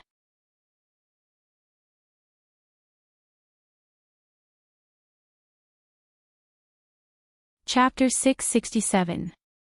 Zhou Li covered her burning face and looked incredulously at the man who was looking at her with hatred. Yuan Shichang, you hit me. You actually hit me. Yes, I hit you. What right do you have to hit me? Zhou Li frowned tightly. A crack slowly opened in her heart. What right do I have? Who do you think you are? You're not my wife. Why should I spoil you? Isn't it because you gave birth to a son for me? Now that I can't even get my son back, you still have the face to be arrogant in front of me. Not your wife. You said that the person you love is me, not Zhou Yan. But she's better at running a household than you. Do you think I'll divorce Zhou Yan and marry you? Why would I marry you? Help me run such a big household? Other than being defeated, what else can you do? Ah. How are you better than Zhou Yan? At least Zhou Yan is more obedient than you. You only know how to flirt. Slut. Yuan Shichang. Zhou Li couldn't listen anymore. She stood up with the help of the bed and rushed toward Yuan Shichang to hit him. I'll fight you. Get lost. How could Zhou Li be Yuan Shichang's opponent? She was pushed down in an instant. The more Zhou Li resisted, the harder Yuan Shichang hit her. The corner of her mouth was soon bleeding from the slap. This was Zhou Li's first unforgettable soft body injury since she was born. In fact, the pain it brought to her heart was indescribable. She never had a lack of suitors. When Yun Hongwei pursued her, he also spent a lot of effort. However, the person she loved was Yuan Shichang. Back then, she married Yun Hongwei to anger Yuan Shichang. Therefore, Yuan Shichang wasn't a man she flirted with after marriage. But now, in Yuan Shichang's eyes, she had become a slut. If my son doesn't come back, I'll kill you. Zhou Li, I'll definitely kill you. Early in the morning, the sky was still dark. There was only a bit of misty light. The Qin residence was already busy at 5:00. Master woke up very early as usual, no different from the past. However, Qin Rongfang called Jiang Zhao and Yi back to the mansion early. This was the first time that Jiang Zhao and Yi had been called back so early. Qin Rongfang had been very uneasy after knowing the results of the DNA test. Old people didn't sleep much. At this time, he couldn't close his eyes for the whole night. He knew that his 3 grandsons were in cahoots, and they had smoothed things out from the beginning to the end. Step by step, they worked together seamlessly. His son-in-law obviously knew that Zhou Hao was using his connections in the army to look for someone, but he turned a blind eye and didn't ask. He knew that his son-in-law had always been upright and straightforward. If someone bullied his son, it was already his limit for him to not use his connections to take revenge. Zhou Haofei helped Jiang Zhao unravel the entire situation. He had no objections. What should be cleared had to be cleared. He knew that they were all young, impulsive, and hot-blooded. Since Jiang Zhao secretly dealt with the Ouyang family, he knew that his grandson would not be able to swallow this. Now that the results of the DNA test were out, he felt that he had been wronged. His means of revenge were even more severe than before. Although the family Ouyang and the Qin family had quarreled, Ouyang Xing didn't do anything wrong after leaving the Qin residence that day. He even showed goodwill. Although he didn't believe that Ouyang Xing really wanted to show goodwill, he was always on guard. But if he wanted to do something to Ouyang Yan, this matter wouldn't be so easy to solve. The family Ouyang was a huge family. It wasn't easy to shake them. In addition, once this matter was out, Jiang Zhao definitely couldn't run away. The doctor confessed everything about receiving a check from Ouyang Yan. However, if he were to sue Ouyang Yan, then the fact that Jiang Zhao had been caught naked in the Ouyang family, as well as the fact that he had intentionally used violence to cause Ouyang Yan to miscarry, would not be able to be covered up. After all, the family Ouyang wasn't a small courtyard. They didn't have the ability to make this matter known to everyone. If they really made a fuss, Lai Qing's positive image and the Jiang family's strong foundation would be affected. In this way, it would become a lose-lose situation. He could tolerate letting the Ouyang Yan go, but he couldn't ruin Jiang Zhao's future and the Jiang family's status because of Ouyang Yan. This move would affect the entire Jiang and Qin clans. When Yi Er and Jiang Zhao arrived at the Qin residence, the kitchen had already prepared breakfast. Plain porridge and side dishes were Qin Rongfang standard. At his age, he needed to take care of his body. Money couldn't buy him weight loss. He always insisted on not making his body acidic. Qin Fian rarely stayed at the Qin residence, so the breakfast was prepared according to Qin Rongfang's preferences and standards. But not long after the meal, Qin Rongfang looked at Yi Er, who was slowly eating porridge and side dishes, and then turned to Uncle Wu. He said, "Old Wu, go get 2 free-range eggs for the Yi girl." Yi Er waved his hand. "Grandfather, no need. I've had enough." Qin Rongfang held the small bowl of porridge in his left hand and the bowl in his right. His wrist was on the table. At this time, the light above the table was very bright, illuminating his white hair. His eyebrows were like snow, and his eyes were full of love. "Yi Er, grandfather is old and usually eats bland food. I haven't eaten things like eggs, which are high in protein, for a long time. Even if I eat them, it's not good for digestion. This has become a habit. Look at me, I called you over today to prepare a new breakfast, but I forgot to inform old Wu. Look at me, I've already prepared the food I usually eat. I should have prepared some nutritious breakfast for you. It's too late to prepare now. Add 2 eggs and eat it." "Grandfather, no need, no need. I also have plain porridge and side dishes for breakfast at home." "How can that be? You've been married for so long. It's time for you to prepare for a child. Grandfather isn't rushing you. You're still young, but Xiao Xiao isn't young." Qin Rongfang saw Yi Er blushing and lowering his head, so he quickly said, "There's no rush. Take care of your wife first. Only when your body is better will the baby be healthy." Jiang Zhao coughed twice. Thinking about the bottle of contraceptive pills in the drawer, he spoke up for Yi Er. "Grandfather, you're too much. How am I old? Also, think about it. Father is still in the hospital and Yunyi has to manage the shop and go to school. She really doesn't have the energy." Yi Er tilted his head and looked at Jiang Zhao. He was a little disappointed. However, when he thought about it, how could he have the energy to have a child now? There were so many things waiting for him. When Qin Rongfang heard Jiang Zhao's words, he could only give up. After a while, the boiled eggs were placed on the table. Qin Rongfang told Yi Er to eat quickly. "It's okay if you don't want a child now. Young people still have to eat an egg a day. Don't eat plain porridge and side dishes every day. You can't lose weight. Young people consume more energy than us old people.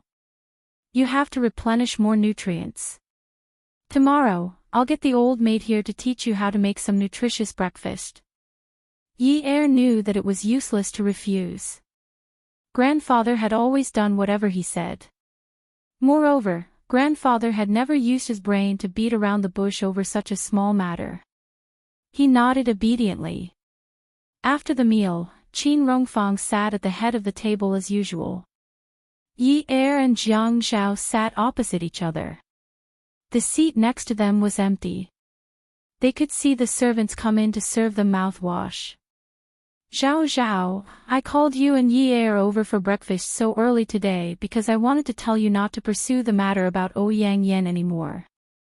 Jiang Zhao was stunned. "Grandfather, I know you've been wronged, but it won't do you any good if this matter blows up," Qin Rongfang said slowly and unhurriedly. Jiang Zhao suddenly felt that this meal was a little funny. When he shook his head to vent his anger, he sneered lightly and finally said, "Grandfather, do you know how angry I've been over this matter for the past few months? I've done everything I could. It was Ouyang Yan who forced me. Yesterday, the doctor also confessed that Ouyang Yan gave him a large sum of money and asked him to find a DNA technician to change the test results. She insisted that the child was mine. How could I let her off so easily?" Qin Rongfang was the most rational person there. When Yi Er looked at the head of the table, she saw that Qin Rongfang was looking at her meaningfully. He did not look at Jiang Zhao, who was indignant and protesting. He smiled gently. With the family Ouyang's power, if they really want to do anything to Ouyang Yen, even if they take her to court, don't tell me you want to secretly find someone to kill her. You wouldn't do such a thing, right? Yi Er trembled. She was so frightened that her hands were trembling. Grandfather, I didn't think of that. Jiang Zhao suddenly stood up. Grandfather, don't scare Yun Yi. Look at me when you talk. Qin Rongfang tilted his head and looked at Jiang Zhao. He still had a gentle smile on his face. He raised his skinny hand and gestured for Jiang Zhao to sit down. Jiang Zhao sat down again. Zhao Zhao, will you find someone to kill Ouyang Yen? Impossible.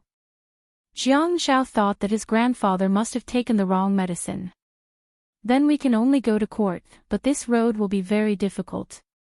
The doctor did not withdraw the check that Ouyang Yen gave out. Let's not talk about this for now. There is a cause and effect to this matter. The earliest cause is that you slept with her. This matter, no one can say for sure. Being set up. We all know that we were set up, but where is the evidence? We need evidence when we go to court. But there is one thing. Ouyang Yen had a miscarriage because of your violence. You will not be able to bring her down, but you will be charged with intentional injury. If Ouyang Xing decides to go all out and make it known that Ouyang Yen had a miscarriage because of you, even if the public says that Ouyang Yen is shameless, the Jiang family's reputation as the #1 red family in the East that has been built up for several generations will be completely destroyed because of this. Zhao Zhao, you know that your brother is a businessman. There have been many women who have been involved in scandals before, but has there ever been a woman who jumped out and said that he is a good-for-nothing? Moreover, you are in politics. Your father is the commander of our military region. So, Ouyang Yen, you can't use this method to deal with her. Although your father and mother are divorced, your grandfather and I have always thought that the Jiang and Qin families are in-laws. Zhao Zhao, everyone in this family can't ruin the whole family for their own sake. Beauty novel, Hongcha 866.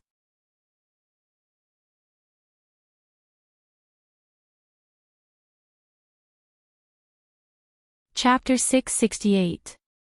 Yi Er watched as Jiang Zhao's shoulders drooped bit by bit. He also knew the reason behind his grandfather's words. How could such a family only have personal grudges to weigh? It's impossible to let it go just like that. Jiang Zhao said softly, Ouyang Yen is a scourge outside. All day long, her mind is filled with thoughts of taking advantage of loopholes. She used all the methods of those criminals on me. I can't just let her do as she pleases. It's temporary. It has to be resolved eventually. Qin Rongfang said, I'll call you three brothers back for a meal another day. Then, we'll talk about the best way to resolve this matter. Jiang Zhao rested his elbow on the table and held his forehead with his hand. His head was lowered. What about Ouyang Yu? The credit card was applied for through his connections. This has already hurt my personal interests. This can be considered to be able to deal with him, right? He still remembered the sorrowful expression on Yi Er's face when he said that the Ouyang Yen used his card. That credit card with his name on it almost destroyed the trust between him and Yi Er. The Ouyang Yan's intention to drive a wedge between them was too dirty. If it wasn't for Ouyang Yu's deep background in the bank, how could it be so easy for the Ouyang Yen to apply for his credit card? Let's hold back for now. We won't be able to deal with him that way. What I mean is to ask your grandfather to tell him to stop the current investigation of Ouyang Yu and let him resume his position. Ouyang Xing's current financial problems are probably a little big. He hinted to me to invest. If Ouyang Yu's position as president is restored, the funds can be approved. At that time, Ouyang Xing won't let go of such an opportunity. We'll bite him until he can't make a comeback. Jiang Zhao heaved a sigh of relief. Grandfather, are you agreeing to let me deal with the Ouyang family? Not you. It's our Qin family and the Jiang family together. No one in the family can fight alone. Jiang Zhao's lips curled into a smile. He spread his arms as if he was doing a big stretch. Grandpa, you've finally thought it through. No matter how much I think about it, I can't combine the futures of the Jiang and Qin families. Everything has to be done at the right time. You have to understand. Grandfather, I understand. There was a short period of unhappiness in the conversation, but it passed quickly. When Jiang Zhao left with Yi Er, it was still early. He knew that too many things had happened these few days. Moreover, he remembered very clearly what Xiaoye said. It was very dangerous during this period, he couldn't let Yi Er go to the store. The enemy was in the dark, while she was in the light. What if they wanted her life? Thinking of the wounds on Qing Su's body, Jiang Zhao's body trembled. At this time, the fog had dissipated a little. The morning rush hour was about to arrive, and business at the newsstand was very good. Yi Er bought a newspaper and got back into Jiang Zhao's car. The car drove slowly to number 9 mansion. Jiang Zhao said to Yi Er while driving, "Don't open the door casually when you get home. If someone rings the bell, you must look through the peephole first." Yi Er flipped through the newspaper irritably. "Got it, Auntie Jiang." Jiang Zhao's face darkened. Was she complaining that he was nagging again? "Yun Yi. Are you asking for a beating?" Yi Er looked at the newspaper and didn't speak for a long time. Jiang Zhao was suspicious.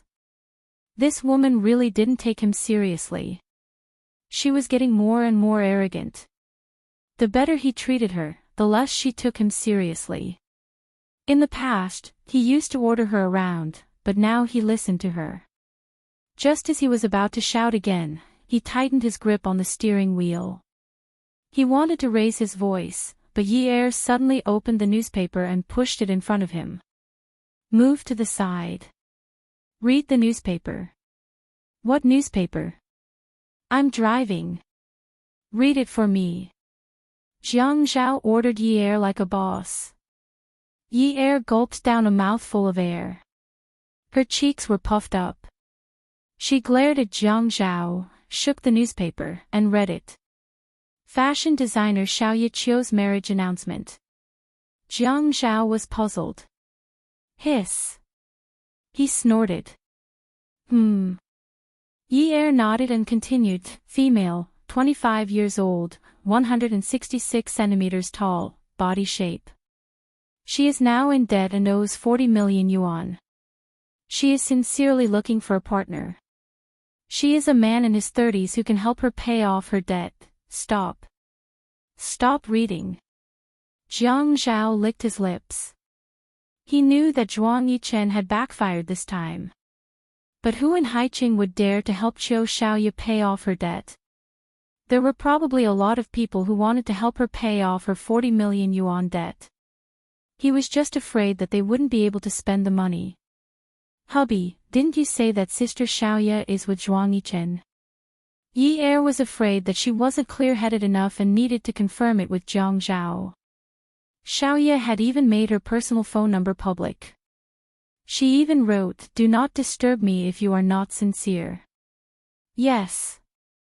Then why does Sister Xiaoye owe so much money? She was fine a few days ago.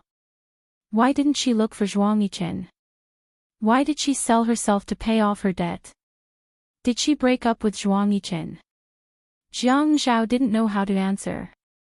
He couldn't blame others for thinking that way. It wasn't as if Qiu Xiaoye hadn't looked for Zhuang Yichen, but Zhuang Yichen refused to help. If that wasn't a breakup, then what was? Qingfeng Garden was a high-rise duplex. The environment was beautiful and quiet, and it was considered a high-end neighborhood.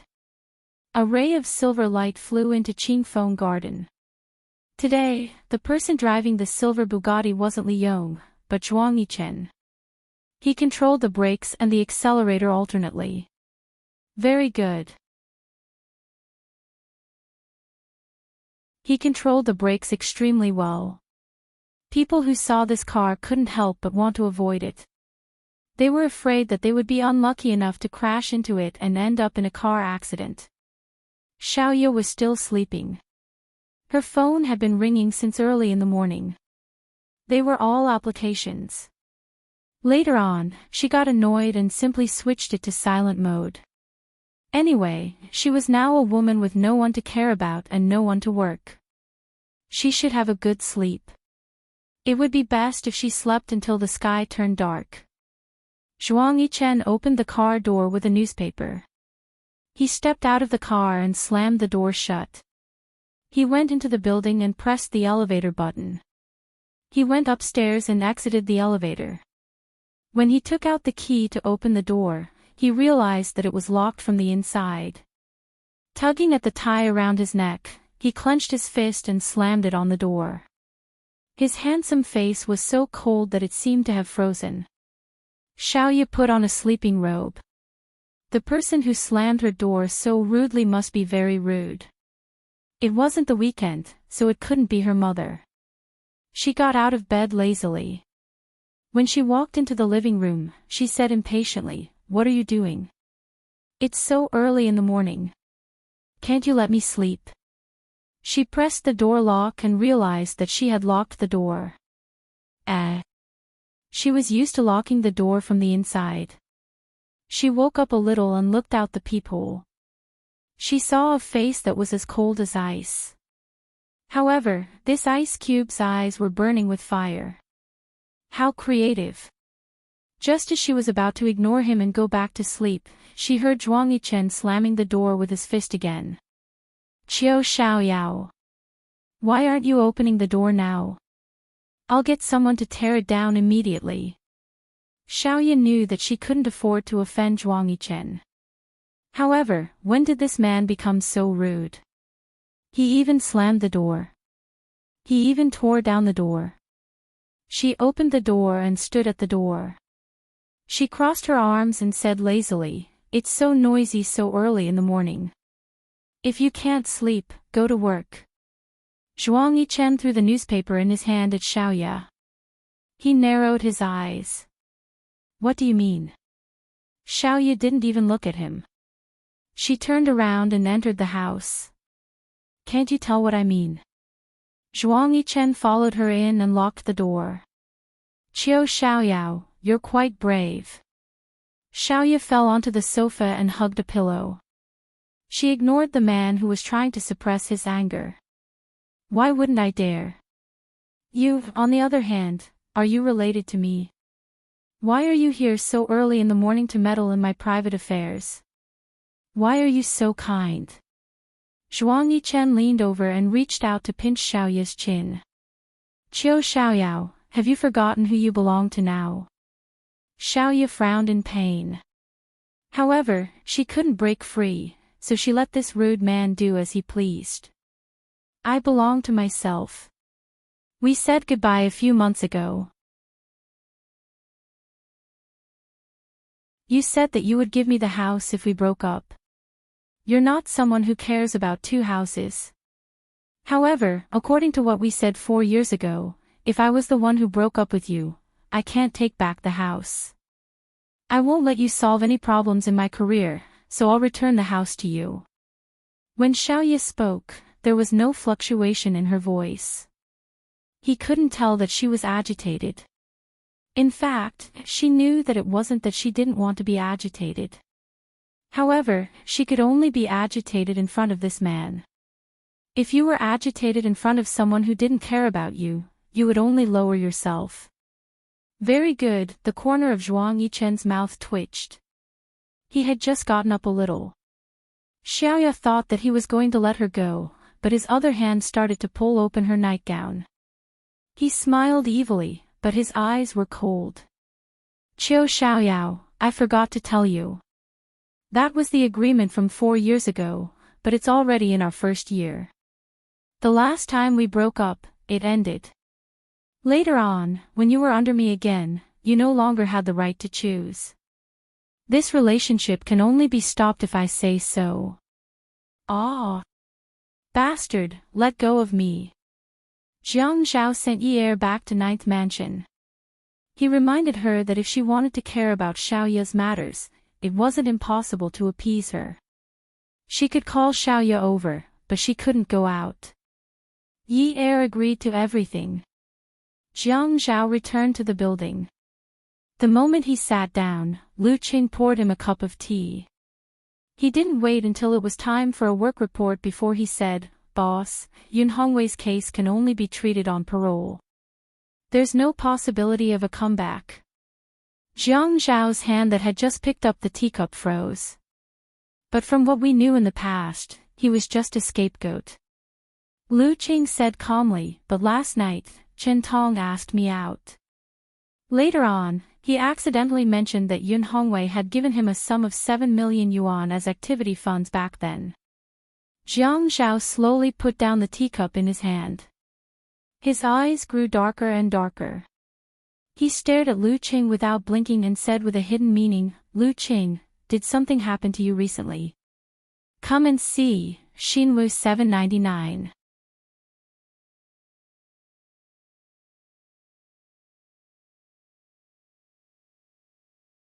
Chapter 669.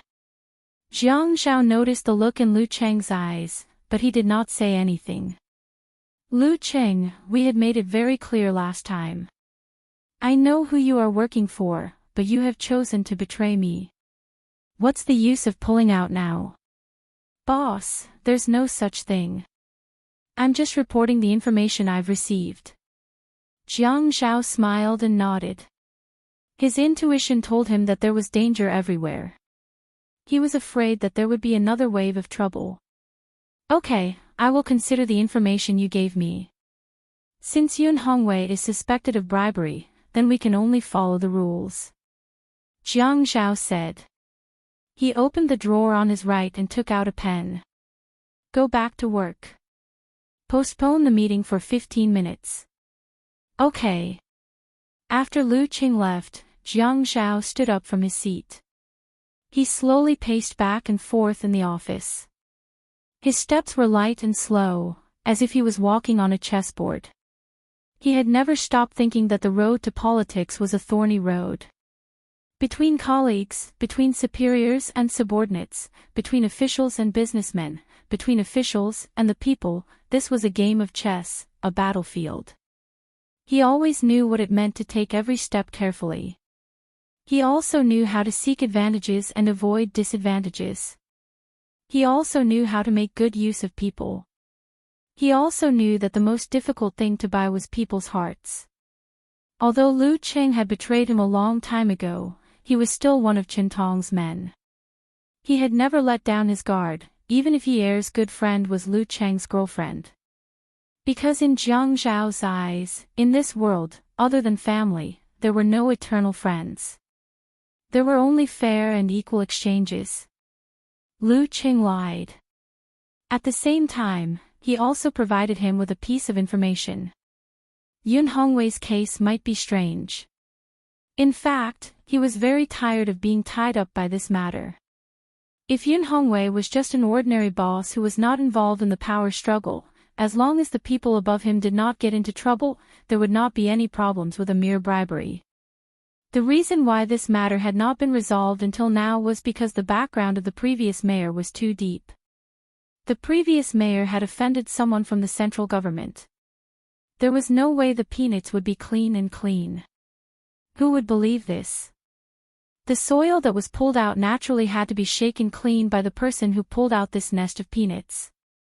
If it wasn't shaken clean, it had to be washed in water. Otherwise, how could it be sold for a good price? How could they so easily declare Yun Hongwei innocent? If they wanted to clear Yun Hongwei's name, they would have to drag the thread all the way to the central government. No matter how deep the Jiang family's background was in the East, and no matter how great the Qin family's influence was in High City, it would be like throwing an egg at a rock if they were to fight with those at the top of the pyramid of power. So even though Grandpa and Grandpa had expressed their intention to help Yi get his father out at the beginning, they gradually fell silent. He knew very well that he could not touch this nest of nests. He had been thinking of ways to get around the edges and take advantage of loopholes. He wanted to slowly reduce the sentence and then find someone to execute it outside the prison. After another 2 to 3 years, no one would notice. This was the only way. Yi might not be clear about this matter, but Lu Qing definitely knew about it. Everyone was in this business and had the ability to know the weather from the clouds. Now, what was the meaning of bringing up the matter of Yun Hongwei's bribery of 7 million yuan? Did it mean that they could not touch Qin Tong? Or was it something else? Yi was watching DVDs at home. They were all award-winning dance videos. She lay on the sofa and followed the movements on the TV, stretching her waist. Jiang Zhao said that she was not allowed to go out if he was not home. She had to visit her father at night and he would come back to pick her up. She was not allowed to go out alone in the future. She knew that he was worried. Even if he was worried about the shop, she would still listen to him. The doorbell rang. Yi remembered Jiang Zhao's instructions. At this moment, her heart suddenly thumped nervously. She put on her slippers and patted her chest. She straightened her back and looked out through the peephole. The corners of her mouth curled up as she cheerfully opened the door. Xingling, who was wearing a baseball cap, stood at the door cautiously. He was holding an oversized fruit basket in his hands. Fresh and tempting fruits were wrapped in transparent plastic. One look and one could tell that they were expensive and were all imported. Yi jumped out and grabbed Xingling's hand to drag him into the house. Come in, come in. Xingling smiled a little embarrassedly. He changed his shoes as he entered the house and said, Yi I'm sorry. I couldn't come when you got married and moved. Today, I brought a fruit basket to see you. Don't mind it. Yi glared at Xingling. She leaned against the cabinet in the shoe-changing area and watched him change his shoes. If you dare say that, I'll tear your mouth out. Ha, you can't bear to. Xingling personally handed the fruit basket to Yi and smiled. Don't mind it. Otherwise, it'll be useless even if you tear my mouth out. The fruit basket was heavy. Yi happily took it. I don't mind it. A basket costs a few thousand RMB. Even if you don't mind it, do you think I do? Although Yi life is rich now, she still buys the daily fruits and vegetables at home. Just the cherries alone cost more than 400 renminbi in the fruit shop, and that's not including the other expensive fruits. Yi led Xingling into the main house. He looked around and said, Yi this is great. Your house is so big. There are many people at home. Jiang Zhao doesn't like to be too crowded, so I'll stay upstairs with him. Yi placed the fruit basket on the table and turned to pour Xingling a glass of water. Xingling looked around and saw an enlarged photo hanging behind the long sofa. Jiang Zhao was wearing a suit and Yi was wearing a new qipao with her hair tied up. Yi was holding Jiang Zhao's arm and smiling sweetly. Jiang Zhao was very handsome, and they were really a match made in heaven. The camera was very good, and the quality of the photo was good. The building behind them was blurred by the aperture, but they could still see that it was a porch pillar. It looked like a night scene. There were no professional lights or reflectors, so there were some shadows in the photo. Yi why didn't you take a wedding photo? We didn't have time. This was taken on the day of our wedding. Grandpa even said that this photo was very good. It looked like his dignified granddaughter-in-law and outstanding grandson, so he took this photo to show off to his friends. We didn't take any wedding photos, so I took the initiative to enlarge this photo and make it into a mural frame. It's pretty good. Yi had already walked to Xingling's side and pulled her to sit on the sofa. Let's drink some tea. We don't have any drinks at home. Jiang Zhao doesn't like it. Xingling said, I don't really drink drinks either. Tea is the best. She looked at the photo on the wall again and felt a little regretful. I thought you didn't like my photography skills, so you didn't come to my place to take photos. Yi said, I'll open the fruits and wash them. Let's eat, shall we? What do you like to eat? Zhengling hurriedly said nervously, no need, no need. Why would I open them? I don't like to eat cold fruits in this weather. It's more comfortable to drink hot tea. Yi could only give up. She sat down beside Jingling and crossed her legs on the sofa. She tilted her head and looked at the wedding photo on the wall. It's not because your skills are bad. It's because you really don't have time. But when Jiang Zhao is free and we have a bunch of things to worry about at home, we'll go take photos. Actually, men hate taking photos. They think it's torturous. This time, I won't let him. When the things at home are settled, I'll definitely go take a set of wedding photos. Zhengling nodded. Of course. This is the only time in a lifetime. Yes, this is the only time in a lifetime. This is the only time in my life. This is the only time. Yi smiled and looked at the photo on the wall. She said this with some determination. Looking at the man in the photo, it was as if the man's eyes were looking at her at this moment and making a promise to her. This is the only time in my life. This is the only time. Zhengling looked at Yi's side profile in a daze. She then looked at the fruit basket on the dining room table and bit her lip. She clenched and unclenched her fists. Yi, we've always been good friends, haven't we? Yi turned her head and reached out to pinch Xingling's face, revealing her white teeth. Of course, we've always been like this. If you hadn't been by my side to help me, how could I have persevered? How could I have met Jiang Zhao? In the end, you're still the matchmaker between Jiang Zhao and me. I have to get Jiang Zhao to give you a big red packet. Yi looked at Jingling with a relaxed expression. Looking at Jingling, she could imagine how difficult it had been for her 17-year-old self to walk step by step with the company of her friends. There were many factors in life that were indispensable. Jingling would come up with many ideas for her. She would secretly give her money behind her mother's back. She would rack her brains to help her gather information on high-ranking political officials and travel itineraries. She would force Lu Qing to help her and share her wealth with her. She always felt that without Jingling, she wouldn't be who she was today. As she looked at Jingling, tears welled up in her eyes. She turned her head away and blinked her eyes hard. Sigh, seriously. You're only a little older, but you're getting more and more pretentious. Yi. Jingling suddenly hugged Yi's shoulders and leaned on Yi's shoulder. She choked and said, Yi, you've always been my best friend. Everything I have was given to me by you, but I couldn't help you much. I even. Yi turned back and patted Jingling's back to comfort her. Jingling, you've helped me a lot.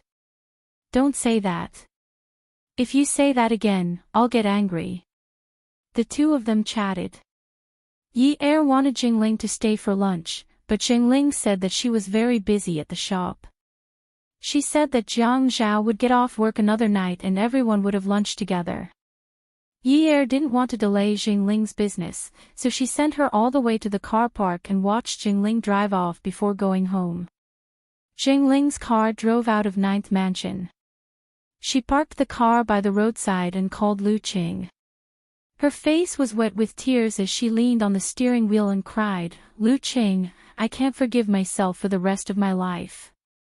I can't forgive myself. Attention, Songshu 566.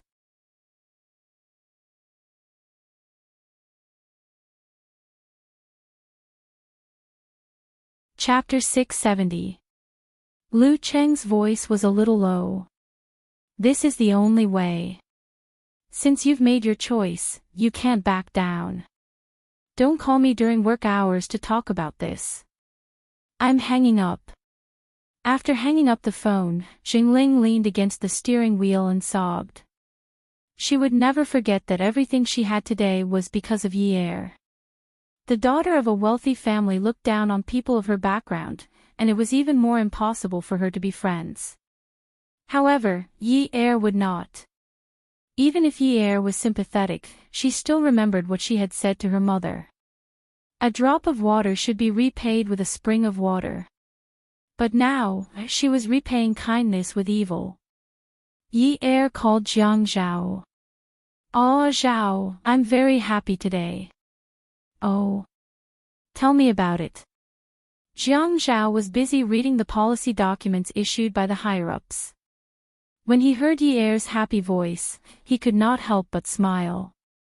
With her personality, it was rare for her to be able to laugh out loud at home. It was a good thing that she was happy and willing to share it with him. "Zhengling came to see me today. You know, I'm afraid of Mother Zheng. We haven't played together in a long time. She even brought fruit today. Look at you. You're so happy with just a little fruit." Jiang Zhao pushed the document forward and leaned back. He put one hand behind his head and leisurely listened to his woman's boring gossip. "Of course I'm happy.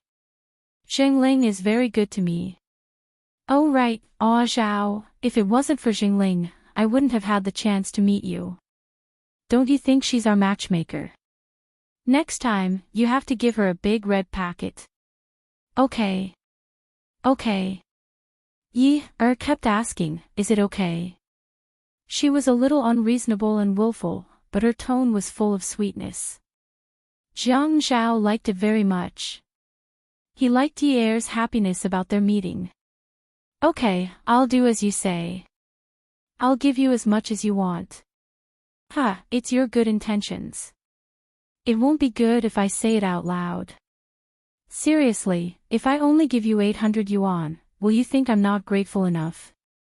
"Jiang Zhao." Yi Er jumped up from the sofa and stood on it as if Jiang Zhao was standing in front of her. She put her hands on her waist and glared fiercely at the TV. "Is the fact that I know you worth 800 yuan? Honey, your husband's salary." Jiang Zhao smiled as if Yi Er was standing in front of him. His gaze was soft, and the corners of his mouth twitched slightly. He said awkwardly, "Your husband only makes so little money every month. I want to buy you designer bags, designer clothes, designer high heels, and designer skincare products. But if I spend my money on someone else, I won't be able to buy you these things. I'll be very sad." Jiang Zhao, Yi Er's eyes suddenly became sore and swollen. She called out softly and almost cried. This damn man. He was usually so quiet. Sometimes, he was as smelly and hard as a rock in the latrine. But every time he lied to her, it made her want to cry. Jiang Zhao, you bad guy. Why are you always coaxing me like this? When did I ever coax you? Jiang Zhao chuckled at this time. He could clearly hear Yi Er's emotions through the phone. She sniffed softly and pulled out a piece of tissue to blow her nose. She sniffled again. At this time, the tissue was probably already wiping away her tears. He patted his chest. That part of his heart was beating loudly. It was as if she was naughtily dancing inside. I always wanted to dress you better. Which girl at your age doesn't like to dress up beautifully? Seeing how you deliberately make yourself so low-key, I feel a little sorry for you. As Yi Er listened, she slowly squatted down on the sofa and buried her head in her knees. Jiang Zhao, you're so bad. Usually, you're so bad. You've never said such nice things to me. You've never. Jiang Zhao could clearly hear Yi Er's sobbing. He sighed softly and reached out his hand in midair. It was as if she was squatting in front of him and gently stroking her hair. Now, the black part of her hair had grown out a lot. The messy part at the bottom was trimmed every month. He liked the way her hair grew out. He liked how her hair slowly turned from a dull yellow to a soft and shiny black. That bit of long black was a testimony to their journey, their trajectory, and the trajectory of time. His palm caressed the air. Yunyi, I'll learn to say more to you in the future. No way. Yi Er snorted. If you learn to be as glib as those playboys, what will you do if you go out and cheat other girls? You're not allowed to learn. Jiang Zhao laughed. Women are really unreasonable. Humph, they are. By the way, honey, do you have a business meeting tonight? Remember to tell me at 5 if you want to come home for dinner tonight. Okay. Jiang Zhao replied gently. He felt that perhaps this was the only life that could be called days. The Central Commission for Discipline Inspection received a report that Jiang Zhao had accepted bribes. $100,000, 6 small gold bullion issued by the bank, and a 9-carat South African diamond. When the Central Commission for Discipline Inspection received this report, it instantly blew up. This news was undoubtedly a heavy bomb, not because of the huge amount of bribes, but because the fact that Jiang Zhao had accepted bribes was simply a fantasy to the people who knew the truth. $100,000 was only a few $100,000 RMB. 6 small gold bullion was quite a lot to ordinary people, but how much was it to Jiang Zhao? A 9-carat South African diamond was indeed worth a lot, but it was still inconceivable to the higher-ups of the Central Commission for Discipline Inspection. Everyone knew that the Qin family had been doing business for generations. Qin Rongfang was a powerful character. Although Qin Fian was gay, he was also resolute in his work. Qin Zhen was also good at doing business. The Qin family had never participated in any ranking. Otherwise, how could there be a position for other families at the top of the list in Sea City? Therefore, although the Qin family did not have a position on the list of wealth, the Qin family was still firmly in the top position in Sea City. Jiang Zhao's political career was just a chess piece of the family. Just like the other sons of the rich in Sea City, he served the family. How could he allow himself to be involved in such a filthy matter? He would not even be interested in the heart of the ocean worn by Rose on the Titanic, let alone a 9-carat diamond. How could his ambition be so limited? How could that be replaced by money? As long as he continued his career, the Qin family would be able to earn a lot of heart of the ocean in a year. How could he accept bribes? Secretary Fong of the Central Commission for Discipline Inspection paced back and forth in his office. It was not that he did not want to handle this matter impartially, but this matter had made him suspicious. However, with his position, he could not ignore such a huge amount of money being reported. Logically, he should immediately hold a meeting to pass the preliminary examination, file a case for approval, and investigate and collect evidence, but he sat down, lit a cigarette, and only took a puff occasionally. His eyebrows were slightly raised, and there was a deep gully. The smoke surrounded his hair, which had turned gray due to fatigue. Even though his whole body was shrouded in sorrow, he still exuded a simple and upright aura from head to toe. After finishing his cigarette, he lit another one. He did not smoke it even when it was burned out. At this time, his secretary knocked on the door and came in. Secretary Fong, the people downstairs are asking about Mayor Zhang's case. Secretary Fong put out the cigarette in the ashtray and walked to the window. He looked at the people and cars coming and going like ants downstairs. He sighed. Xiao Chen, don't you think this matter is fishy? Xiao Chen replied. A tall tree attracts the wind. It's either real evidence, or it's fabricated out of thin air. But no matter which one it is, we should follow the normal procedures. This case involves a huge amount of money, so we have to skip the preliminary examination. The approval should be given directly. We should go and collect evidence now. We cannot wait for them to transfer the stolen goods. Secretary Fong knew he was getting old. He was hesitant because of his relationship with the Jiang family.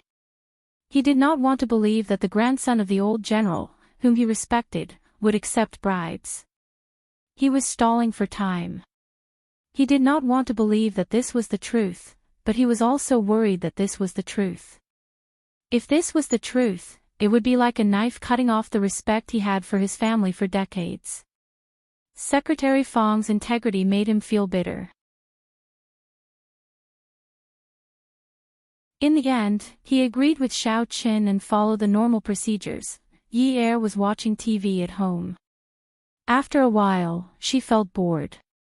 So, she called Xia Qian. "Qian, what are you doing?" "I'm preparing a script."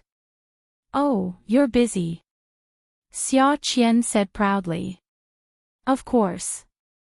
Do you think you are the only one who can be a successful career woman? I will also become the most famous host in Haiqing." "Humph. Then tell me, are there any opportunities for you to appear on camera?" "There are. My boss asked me to attend a new product launch for a high-end swimming product. It's at the city's swimming pool. He said that he will let me draft the content of the interview after they have confirmed the name list." Xia Qian sighed. "I'm going to appear on camera, huh? Forget it. For something like this, other companies would only buy advertisements on their websites. Unless they hired a big star. There are big stars, like that F5 group from Taiwan. You've seen that very popular Idol TV series, right?" Yi Er lay on the sofa. "No, I haven't. I've seen F1 and FO, haha." Just as they were talking excitedly, the doorbell rang. Yi Er held the phone and said, "Someone is knocking on the door." "I'm hanging up." "Yi Er." She put on her slippers and walked to the door. She saw a group of people in police uniforms through the peephole. She was stunned. A plainclothes policeman walked to the peephole. He took out his ID and said seriously, "Madam Yun, please open the door. We are from the Commission for Discipline Inspection. Come and see, Hongcha 866.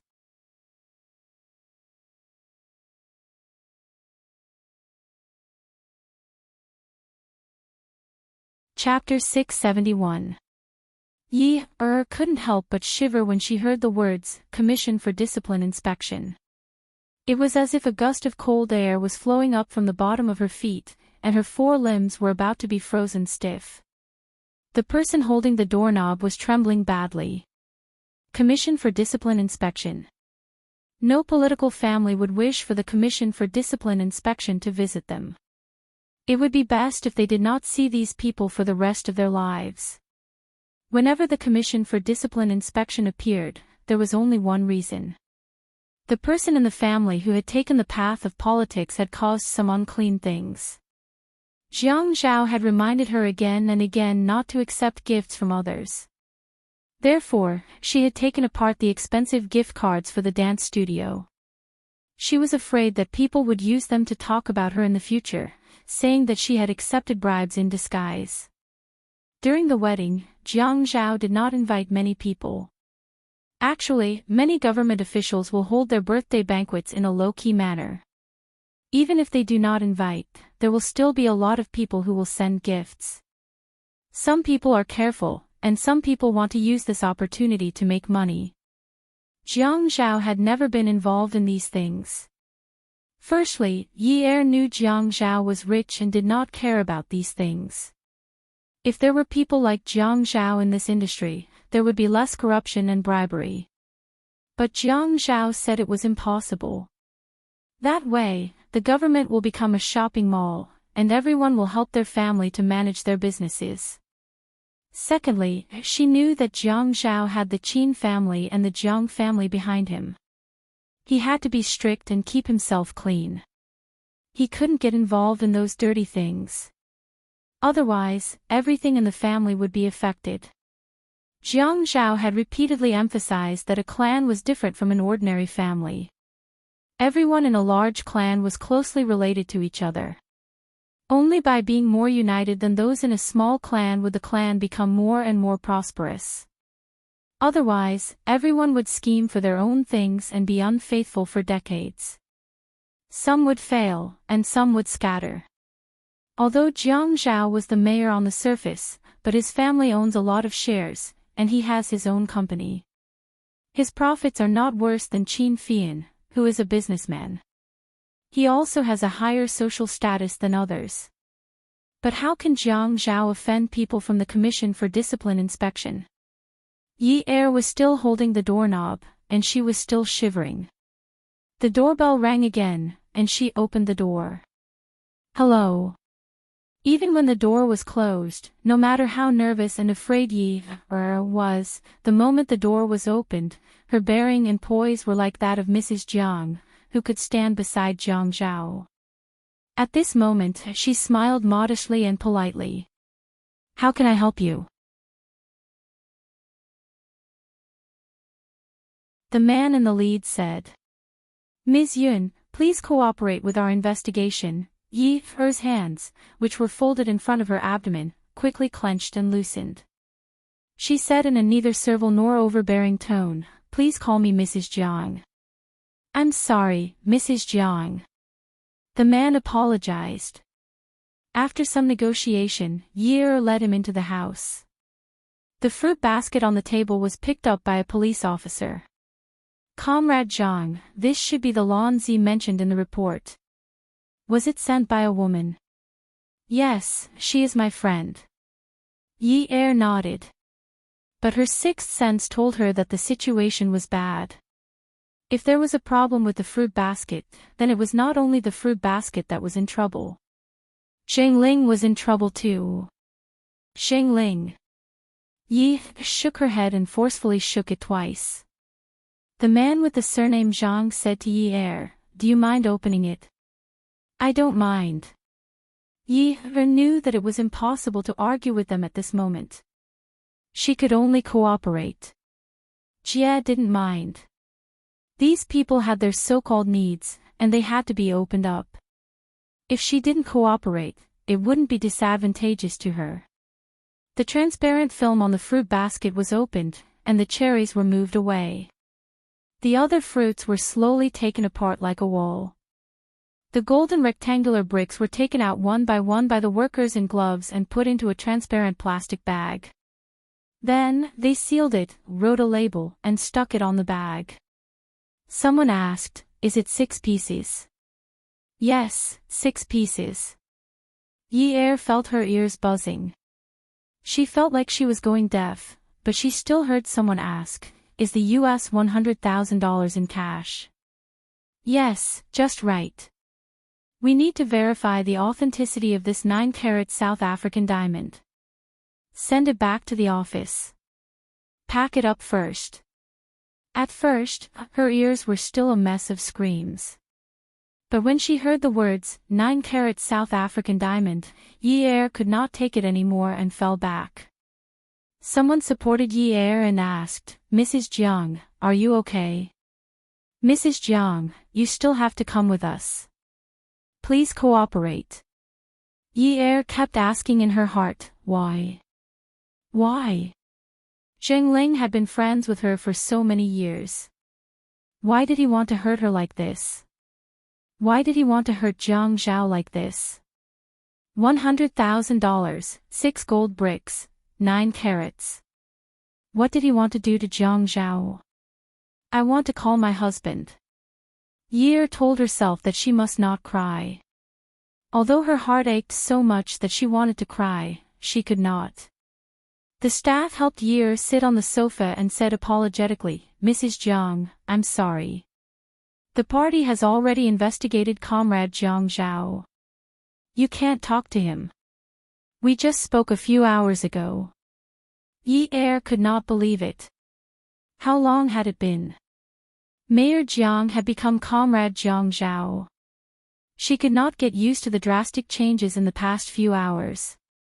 Then I will not call Jiang Zhao. I will call the person who gave me the fruit basket. Mrs. Jiang, this is not good, Yi stood up. I can turn on the speakerphone. You can listen. I will not say anything that will hinder your investigation. Yi called Xingling, but Xingling's phone was switched off. Yi took a deep breath and sat down. Was Xingling trying to kill Jiang Zhao? Where was Lu Qing? Lu Qing was by Jiang Zhao's side. Could it be that he had nurtured a tiger for himself? Mrs. Jiang, would you like to come with us now? Although it was a question, Yi knew that such a question would not give Jiang Yuning a choice. Zhuang Yichen's entire body was still on top of Xiaoya. He had not left the house since yesterday. The two of them had wanted to eat, so he had gotten someone to deliver takeout. After cutting off the calls from the applicants a few times, he smashed Xiaoya's phone. He was a disciplined person. He would work when he was supposed to. Since he found Qiu Xiaoya and let her move into Qingfeng Garden, he had let Li Yong handle everything in the company. If Xiaoya was unhappy, he would make her submit. If she resisted, he would torture her until she could no longer resist. She had gone to look for a marriage partner behind his back. Did she think that he would allow her to go on blind dates like before? Would it be like the last time when she said that she wanted to pursue her true love, and he would let her do whatever she wanted? Who asked her to always come into his line of sight? And now she wanted to run away. She was daydreaming. Dreaming. Little demon Qiu, if you dare to cause trouble with me again, I'll skin you alive. The two of them were still naked. Xiaoya did not dare to bicker with Zhuang Yichen anymore. She only felt a burning pain in her lower body. This beast. She could only deal with it coldly and not talk to this beast. If she spoke or resisted, he would take revenge on her. She had had enough. Seeing that Xiaoya did not speak, Zhuang Yichen pinched her chin. Can you hear me? I'm deaf. I can't hear you. You. Zhuang Yichen was about to lower his head and bite this disobedient woman when his phone rang. He had told Li Yong not to call his personal phone unless it was something important. He reached for the phone beside his pillow and picked it up. Young master. Uncle Li, why are you in such a hurry? Zhuang Yichen could hear the panic in Li Yong's voice and immediately sat up. What happened? Xiaoya suddenly stopped. She had been with Zhuang Yichen for so long, and she had never seen him answer such a serious call. Young master, Mayor Jiang is under investigation, and the people from the Commission for Discipline Inspection had just taken him away. Do you think Mayor Jiang is finished? Zhuang Yichen's brows furrowed and relaxed. Commission for Discipline Inspection. How did he offend the Commission for Discipline Inspection? Is it because of his work style? In Zhuang Yichen's mind, the Commission for Discipline Inspection's investigation of the party's officials is either to investigate corruption or to investigate their work style. Corruption has nothing to do with Jiang Zhao. That means he is playing with women. This is too strange. No, they said it was bribery. But as you know, our connections in the building are all Jiang Zhao's acquaintances. Today, the Commission for Discipline Inspection suddenly came to the municipal government building to question Jiang Zhao. We only heard a little bit about it, and we don't know if it's accurate, but they said it was very tight. We are also not able to find out more about this. What do you think? What else do we need to think? Nothing must happen to Jiang Zhao. If anything happens to him, we are all finished. Zhuang Yichen got off the bed, and Xiaoya was shocked when she heard that Jiang Zhao was in trouble. Zhuang Yichen turned around and pointed at Xiaoya. Xiaoya immediately pulled the blanket over her and lay down again. Zhuang Yichen opened Xiaoya's wardrobe and took out his clothes to change. Uncle Li, wait for me at the office. Go and check if this is related to Qintong. If it is not related to Qintong, go and check if Jiang Zhao has any grudges with anyone. Young master, I will go and get ready. I will come back to arrange the schedule. Zhuang Yichen placed the phone on his shoulder and put on his clothes. Xiaoya noticed the seriousness of the situation and quickly put on a sleeping robe and jumped off the bed to help Zhuang Yichen. Zhuang Yichen opened his arms and let Xiaoya help him put on his clothes. You cannot go to the Commission for Discipline inspection. Once you have prepared the things I need, I will go and meet Qintong. Okay. Zhuang Yichen put on his clothes and took a sip of water. When he left the room, he looked at Xiaoya and ordered. You need to change your phone number now. Xiaoya wanted to retort, but Zhuang Yichen said coldly. Don't talk to me about conditions. Zhuang Yichen drove to Xingchen International, and he dialed Qintong's number. The other party picked up, and Qintong smiled. Mayor Qin, are you busy? Do you want to have a cup of tea? Awesome novel, Xinwu 799.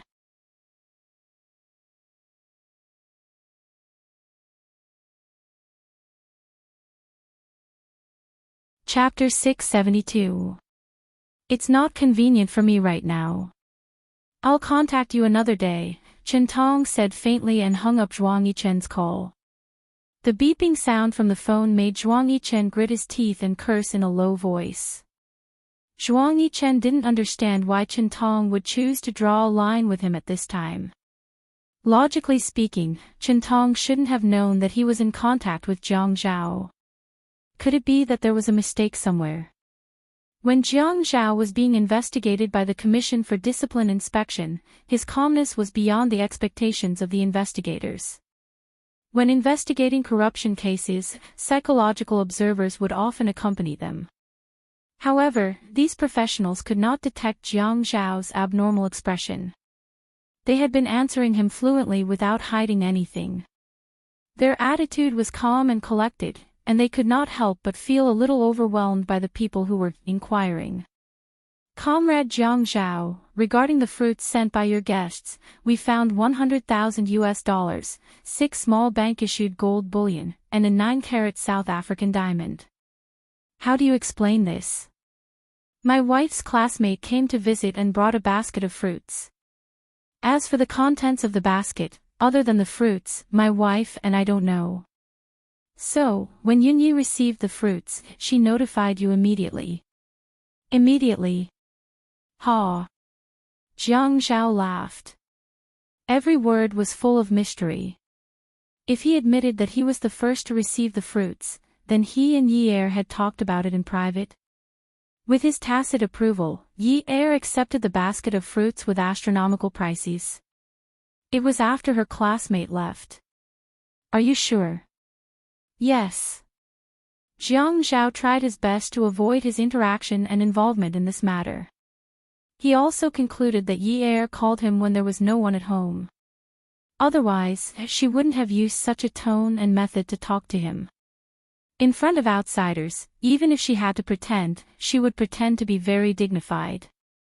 The questioning couldn't continue because Jiang Zhao was at work.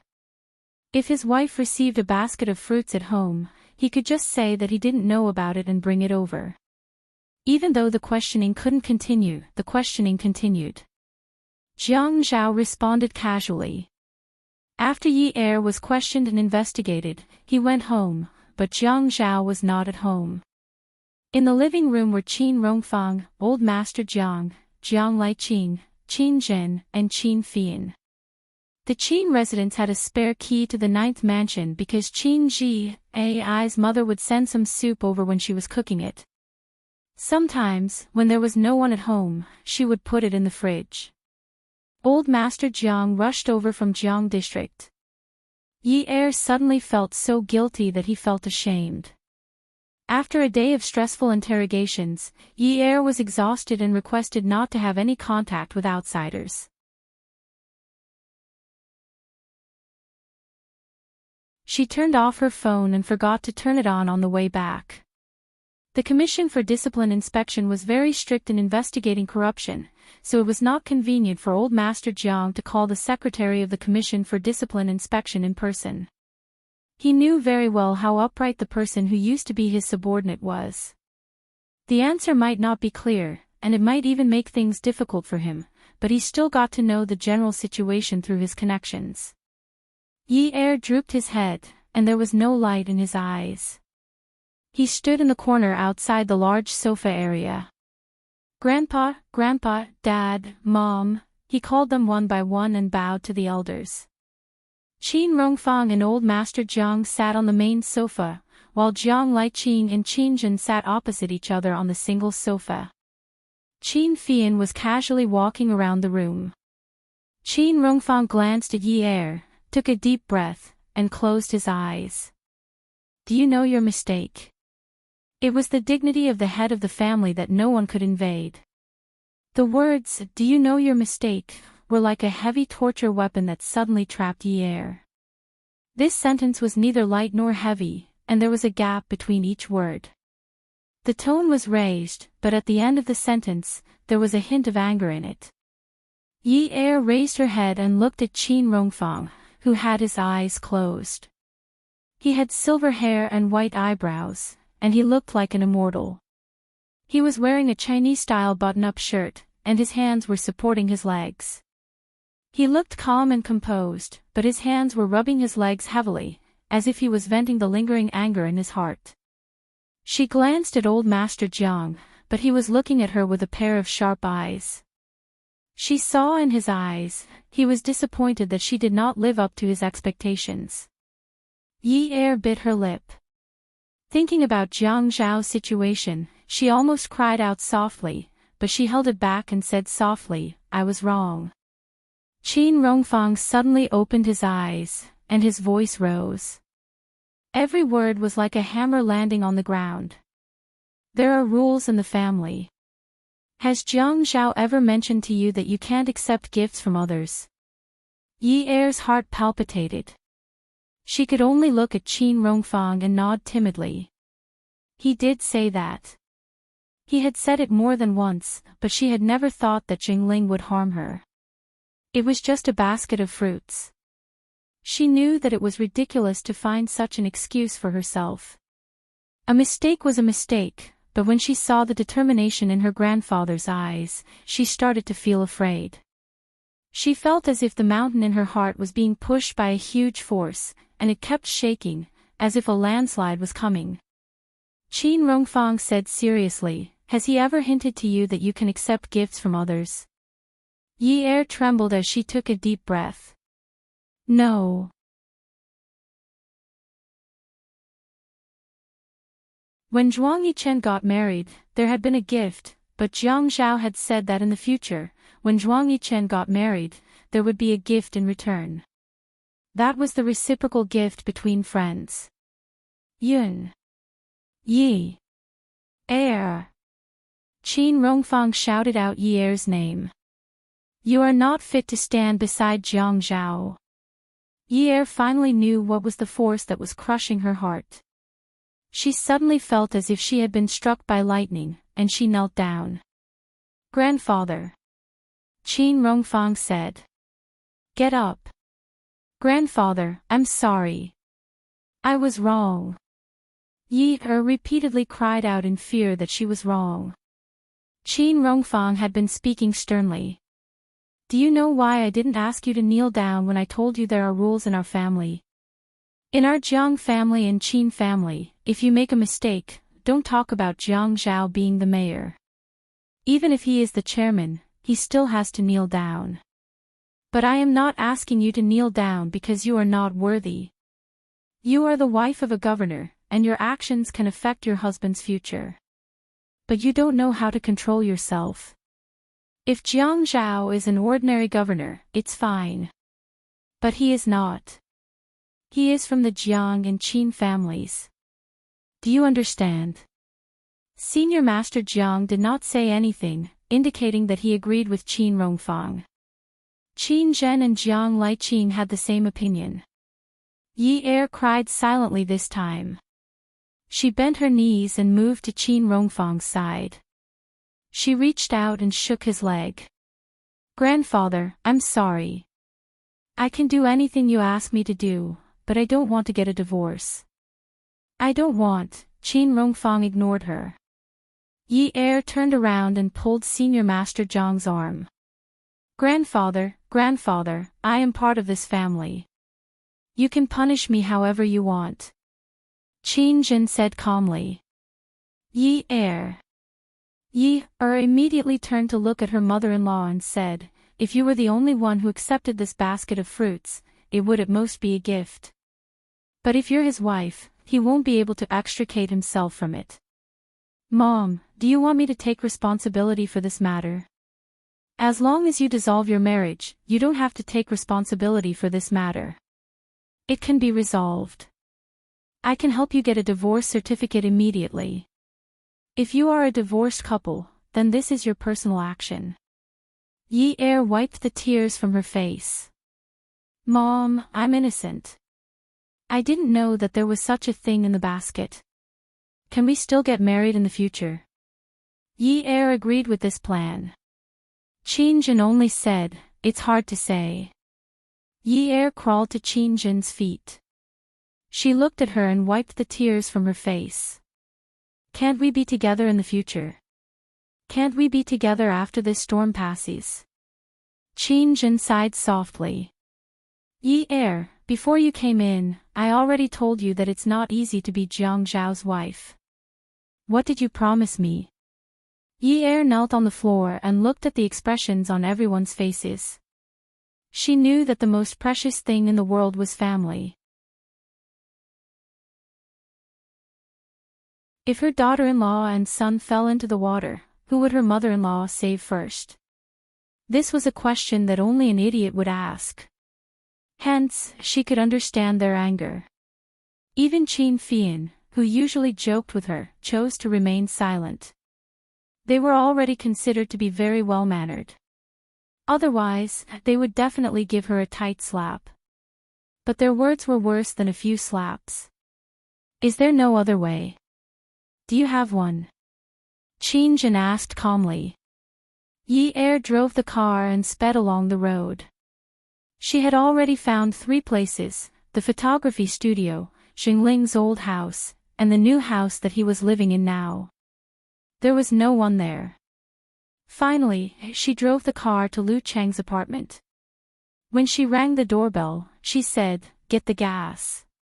When the door opened and she saw Xingling, Yi Er barged in. Xingling saw Yi Er's red and swollen eyes and her eyes couldn't help but turn red. Yi Er saw a few small photo albums on the TV cabinet in the living room. They were photos of Lu Qing and Xingling. She walked over and picked up the photo frames and smashed them against the wall, shattering the glass all over the floor. What right do you have to be happy? A series of banging sounds came from the living room, causing Lu Qing to come out from his room. When he saw Yi Er, a look of surprise flashed across his face. Yi Er smoothed the hair on her face and glanced at Xingling and Lu Qing. She sneered, "What? You're quite happy, aren't you?" Yi Er. Xingling walked over and tried to pull Yi Er away. Yi Er slapped Xingling's hand away and sneered, "Your figure became slimmer all of a sudden.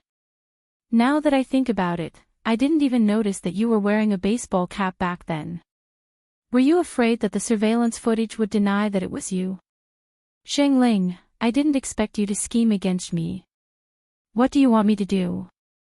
"Yi Er, divorce Jiang Zhao. Once you're divorced, this matter won't matter anymore. As long as he has nothing to do with you, this matter won't matter anymore." When Yi Er heard this, she laughed out loud. As she laughed, the shape of her mouth slowly turned downwards. In the end, she looked even uglier than crying. She took a few steps back and pointed at Xingling and Lu Qing. Her fingertips trembled as she said, "All of you are hoping for me to get a divorce. Xingling, you said that you're my best friend. Tell me, what good will it do for you if I get a divorce?" Yi Er suddenly smiled cruelly. "Xingling, do you think that you can run away just because the surveillance footage in the neighborhood can't prove that you were the one who sent the things to my house?" Xingling lowered her head guiltily and covered her face as she sobbed. "Yi Er, I'm sorry. Please forgive me. Xingling, you overestimated me. You overestimate me." do you think I'm a saint? My Yun, you didn't study much in this lifetime, but at least I remember Confucius saying, if one repays evil with good, how can one repay good with good? Xingling, in my Yun Ye's life book, there's only, if you're good to me, I'll be even better to you. If you're heartless to me, I'll be unjust to you. Xingling and Lu Qing were shocked. Yi Er lifted her chin and straightened her neck and back. She was extremely brave and resolute. She gritted her teeth and took a deep breath. Her eyes were emotionless and cold. My mother wants to take custody of my brother. For the sake of my father's health, I can even disown my mother. Besides, you're only my Yunye's former friend. When Yi Er bit down on the word former, she couldn't help but feel a dull pain in her heart. She thought that only love would hurt people. In fact, being betrayed by friendship was equally hurtful. When the Jiang and Qin families wanted a divorce, she had no right to object. But Xingling, no matter what the reason was, she would never forgive her. Lu Qing calmly poured water for Yi Er. Yi Er said calmly, the two of you must have cooperated very well. Your plan was flawless. But Xingling, I still have the cup that I poured tea for you. Your fingerprints are on it. You've drunk it. That cup will definitely be able to detect your DNA. Just you wait. Yi Er. Xingling suddenly panicked and went forward to grab Yi Er, who was about to leave. Yi Er, at most, Jiang Zhao will lose his official position. He will have many other things to do in the future. The Jiang and Qin families won't leave him in the lurch. But if something happens to me, my life will be over. At this moment, Yi Er heard the two words, Jiang Zhao. All the muscles in her body hurt as if they had been twisted and pulled. She hadn't contacted him in a long time. She didn't know if the disciplinary committee was the same as the prison, but when she thought of how her father had been forced to confess, Yi Er felt her whole body convulse in pain. She slapped Xingling hard in the face.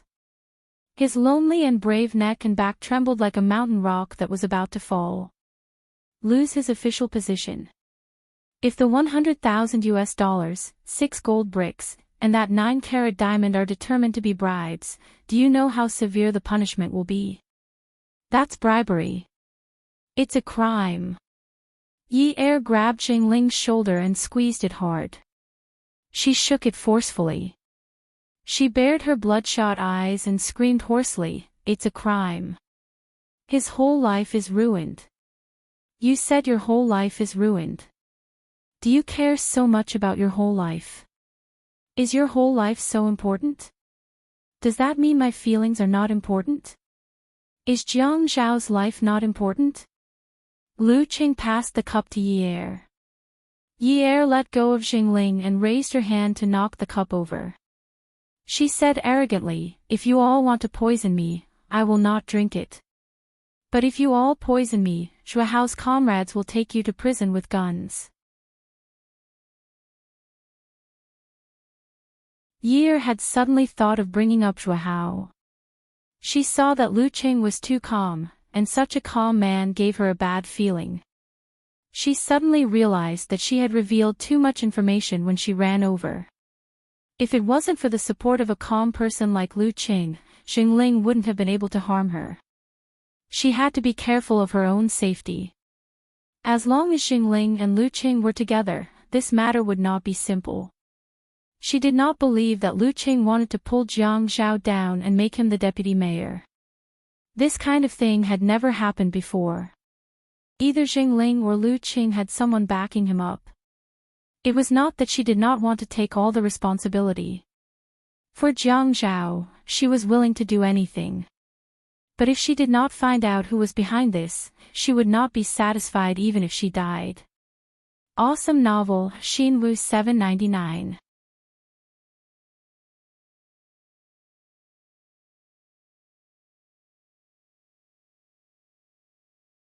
Chapter 673.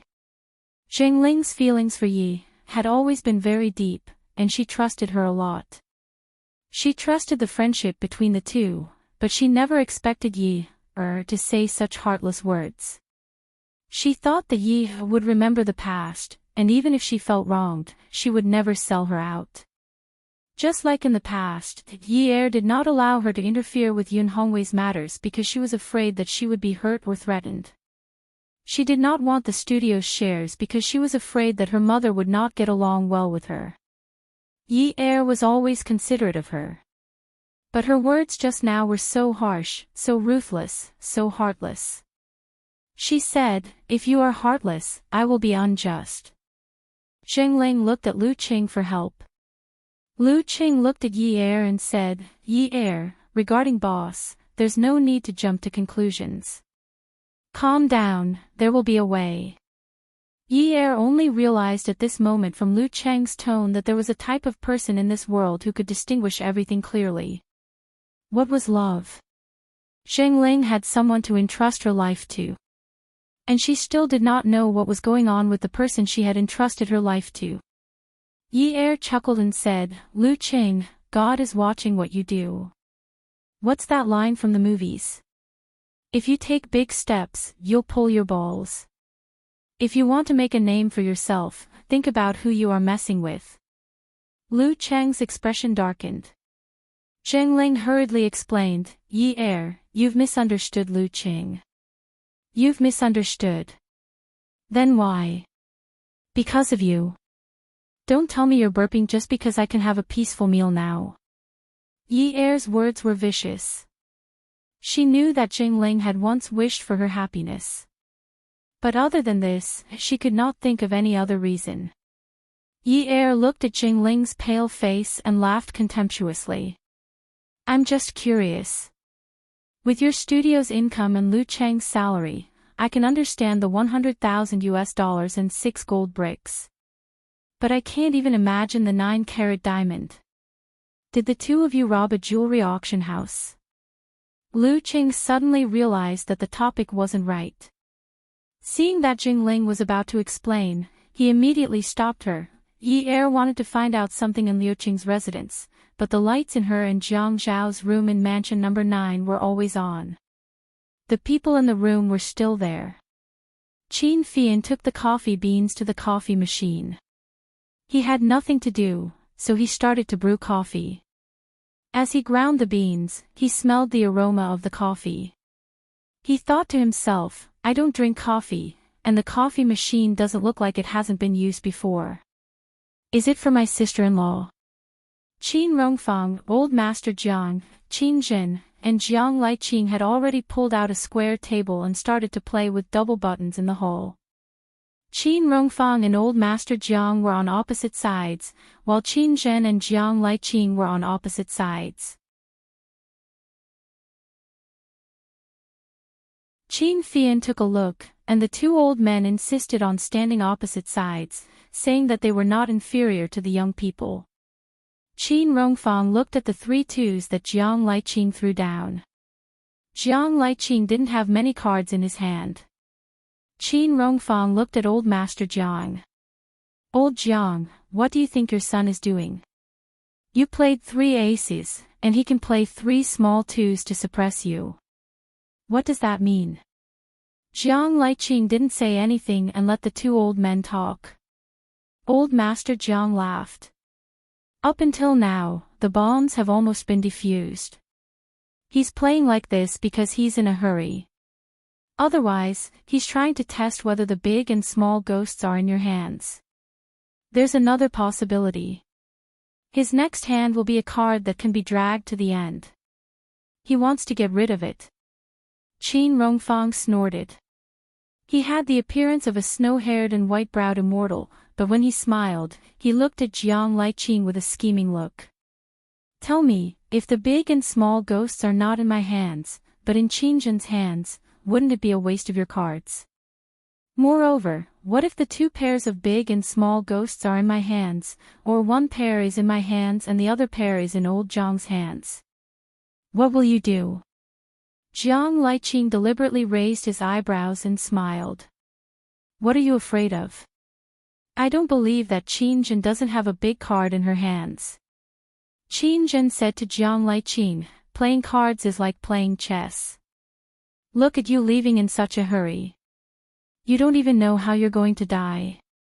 The four of them laughed and continued to play cards. Qin Fian found it funny when he heard the four elders talking about cards.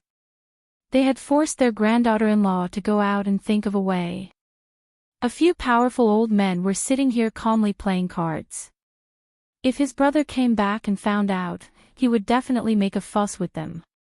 The smell of coffee was very strong and drifted all over the room. Qin Rongfang frowned. Put away that foreign thing of yours. It's so annoying. When I smell it, my stomach hurts. Qin Fian had already filled his cup with coffee. He took a sip leisurely. That's because you don't know how to appreciate it. Brother and sister-in-law both like to drink it. Qin Rongfang snorted and slapped the cards in his hand. He felt that he had played particularly well and was so happy that his eyebrows flew up. Jiang Zhao won't worship foreign things like you. Grandpa, call sister-in-law. It's the middle of the night. Aren't you afraid that something will happen to her? How are you going to explain to brother if something happens? Qin Zhen shook her head and said, pass. Old Master Jiang also said, pass. Don't. Seeing that Jiang Liqin was about to play his cards, he pressed the cards in front of him. Fian, nothing will happen. That girl needs to be trained. Jiang Liqin frowned and looked at the cards on the table, hesitating. Qin Rongfang raised his eyebrows, his eyes only falling on the cards on the table, calculating what other cards had not been revealed. After thinking for a while, he said to Qin Fian, this matter is still a small matter. This girl knows too little. It's not enough to just be impulsive. Just look at your aunt when she asked them to divorce just now. She cried so sadly. Don't we know that she's sad? She didn't even think about it. Is it too late for her to get a divorce now? Your brother chose the wrong major for her. She should study law. I think she should stop studying finance and accounting. She should apply for a new major. She can't follow Jiang Zhao if she doesn't know the law. Then you guys are too cruel. She's just a little girl and she was so scared by you guys that she cried like that. She ran out in the middle of the night and said that she would think of a solution. If my brother comes back and finds out, he'll definitely be angry with you guys. Qin Fian sat on the armrest of Qin Rongfang's chair and took a sip of coffee. He stretched his head out to look at the cards in his grandfather's hand. He despised them in his heart. This hand was lousy. Your brother has to be grateful to me. That Yi girl needs to be trained. She needs to know that it's impossible to be peaceful if she stays by Jiang Zhao's side. Whether these things are related to her or Jiang Zhao, the impact is very big. A woman in a family must have the ability to control the family's affairs. After experiencing this, she should know that she has to leave a way out for herself and for the family. Why did this happen to her today? Qin Rongfang put the cards in his hand on the table and raised his hand to press down on the table. Everyone stopped. Qin Fian wanted to run away, but it was too late, because his grandfather was going to start talking nonsense again. He knew these principles, but he had to pretend to be very sensible and listen. She didn't take precautions. It's not her fault. She hasn't experienced it before. But what if someone comes next time? What if it's a distant relative of our Jiang and Qin families who sends some messy things? What should she do? What should she do? This is a fruit. She can open it, wash it, and share it. If she finds it immediately, she can return it. What if her neighbor bakes a cake for her to try, but puts a diamond in it? What should she do? It's not that I want to torture her like this, but after this incident, she should know what her position in this family is. Every action and decision she makes means something to Jiang Zhao, and what it affects. She has to know that she is a member of this family. If something happens, it's useless to punish her. She can only make up for it. Sometimes, even making up for it is useless, so she has to learn to be on guard. She should know that the daughter-in-law of a rich family can't be compared to the daughter of a rich family.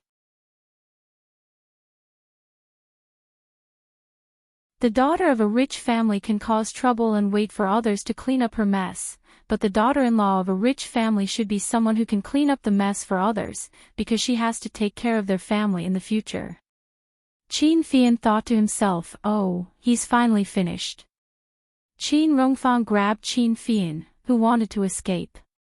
Qin Fian could only sit on the armrest of the chair. He coughed awkwardly and said, "Brat, let me tell you. When your brother comes out, don't talk too much. If you dare to tell your brother about what happened tonight, I will teach you a lesson." Qin Fian exclaimed, "Eh?" Looking at Qin Rongfang's calm expression, he burst into laughter. "Grandpa, if you dare to do something, you have to be brave enough to admit it." Now you're afraid of revenge." "What am I afraid of? Jiang Zhao is my grandson. Can't I punish my granddaughter-in-law by making her kneel?" Humph. Qin Rongfang glanced at old Master Jiang across the table. "Old Jiang, you have a share. I'm an accomplice." Old Master Jiang laughed. "You are the main culprit.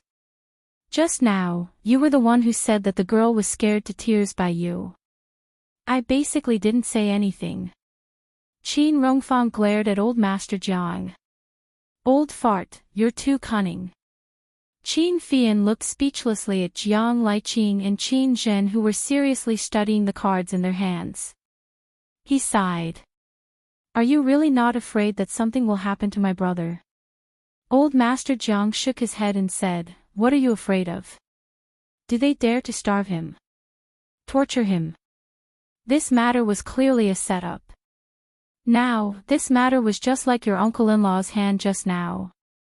The three little twos had all come down. With such a big move, if he couldn't force the big and little devils to come down, he would lose this card. We will soon see the trump card of the person behind this. Then, as you said just now, what if the big and little ghosts are in the hands of his opponent? Qin Rongfang laughed. Then it will be a waste. Because I still have a little twos in my hands. Qin Fian shook his head. That's right, twos. This group of elders all have twos in their hands. Their brains are full of twos. How can they play people like this? At this time, instead of thinking of a way to save their grandson, they came here to train their granddaughter-in-law. Isn't this a double loop? Ad Hongcha 866. You're tuning into the LoveLore Library YouTube channel. We're so grateful for your support, and don't forget to subscribe to join us on this incredible journey through captivating stories. Your generosity through donations truly makes a world of difference, as it's the primary source of revenue that allows me to expand and enhance this channel for you. Thank you from the bottom of my heart for being a part of this adventure.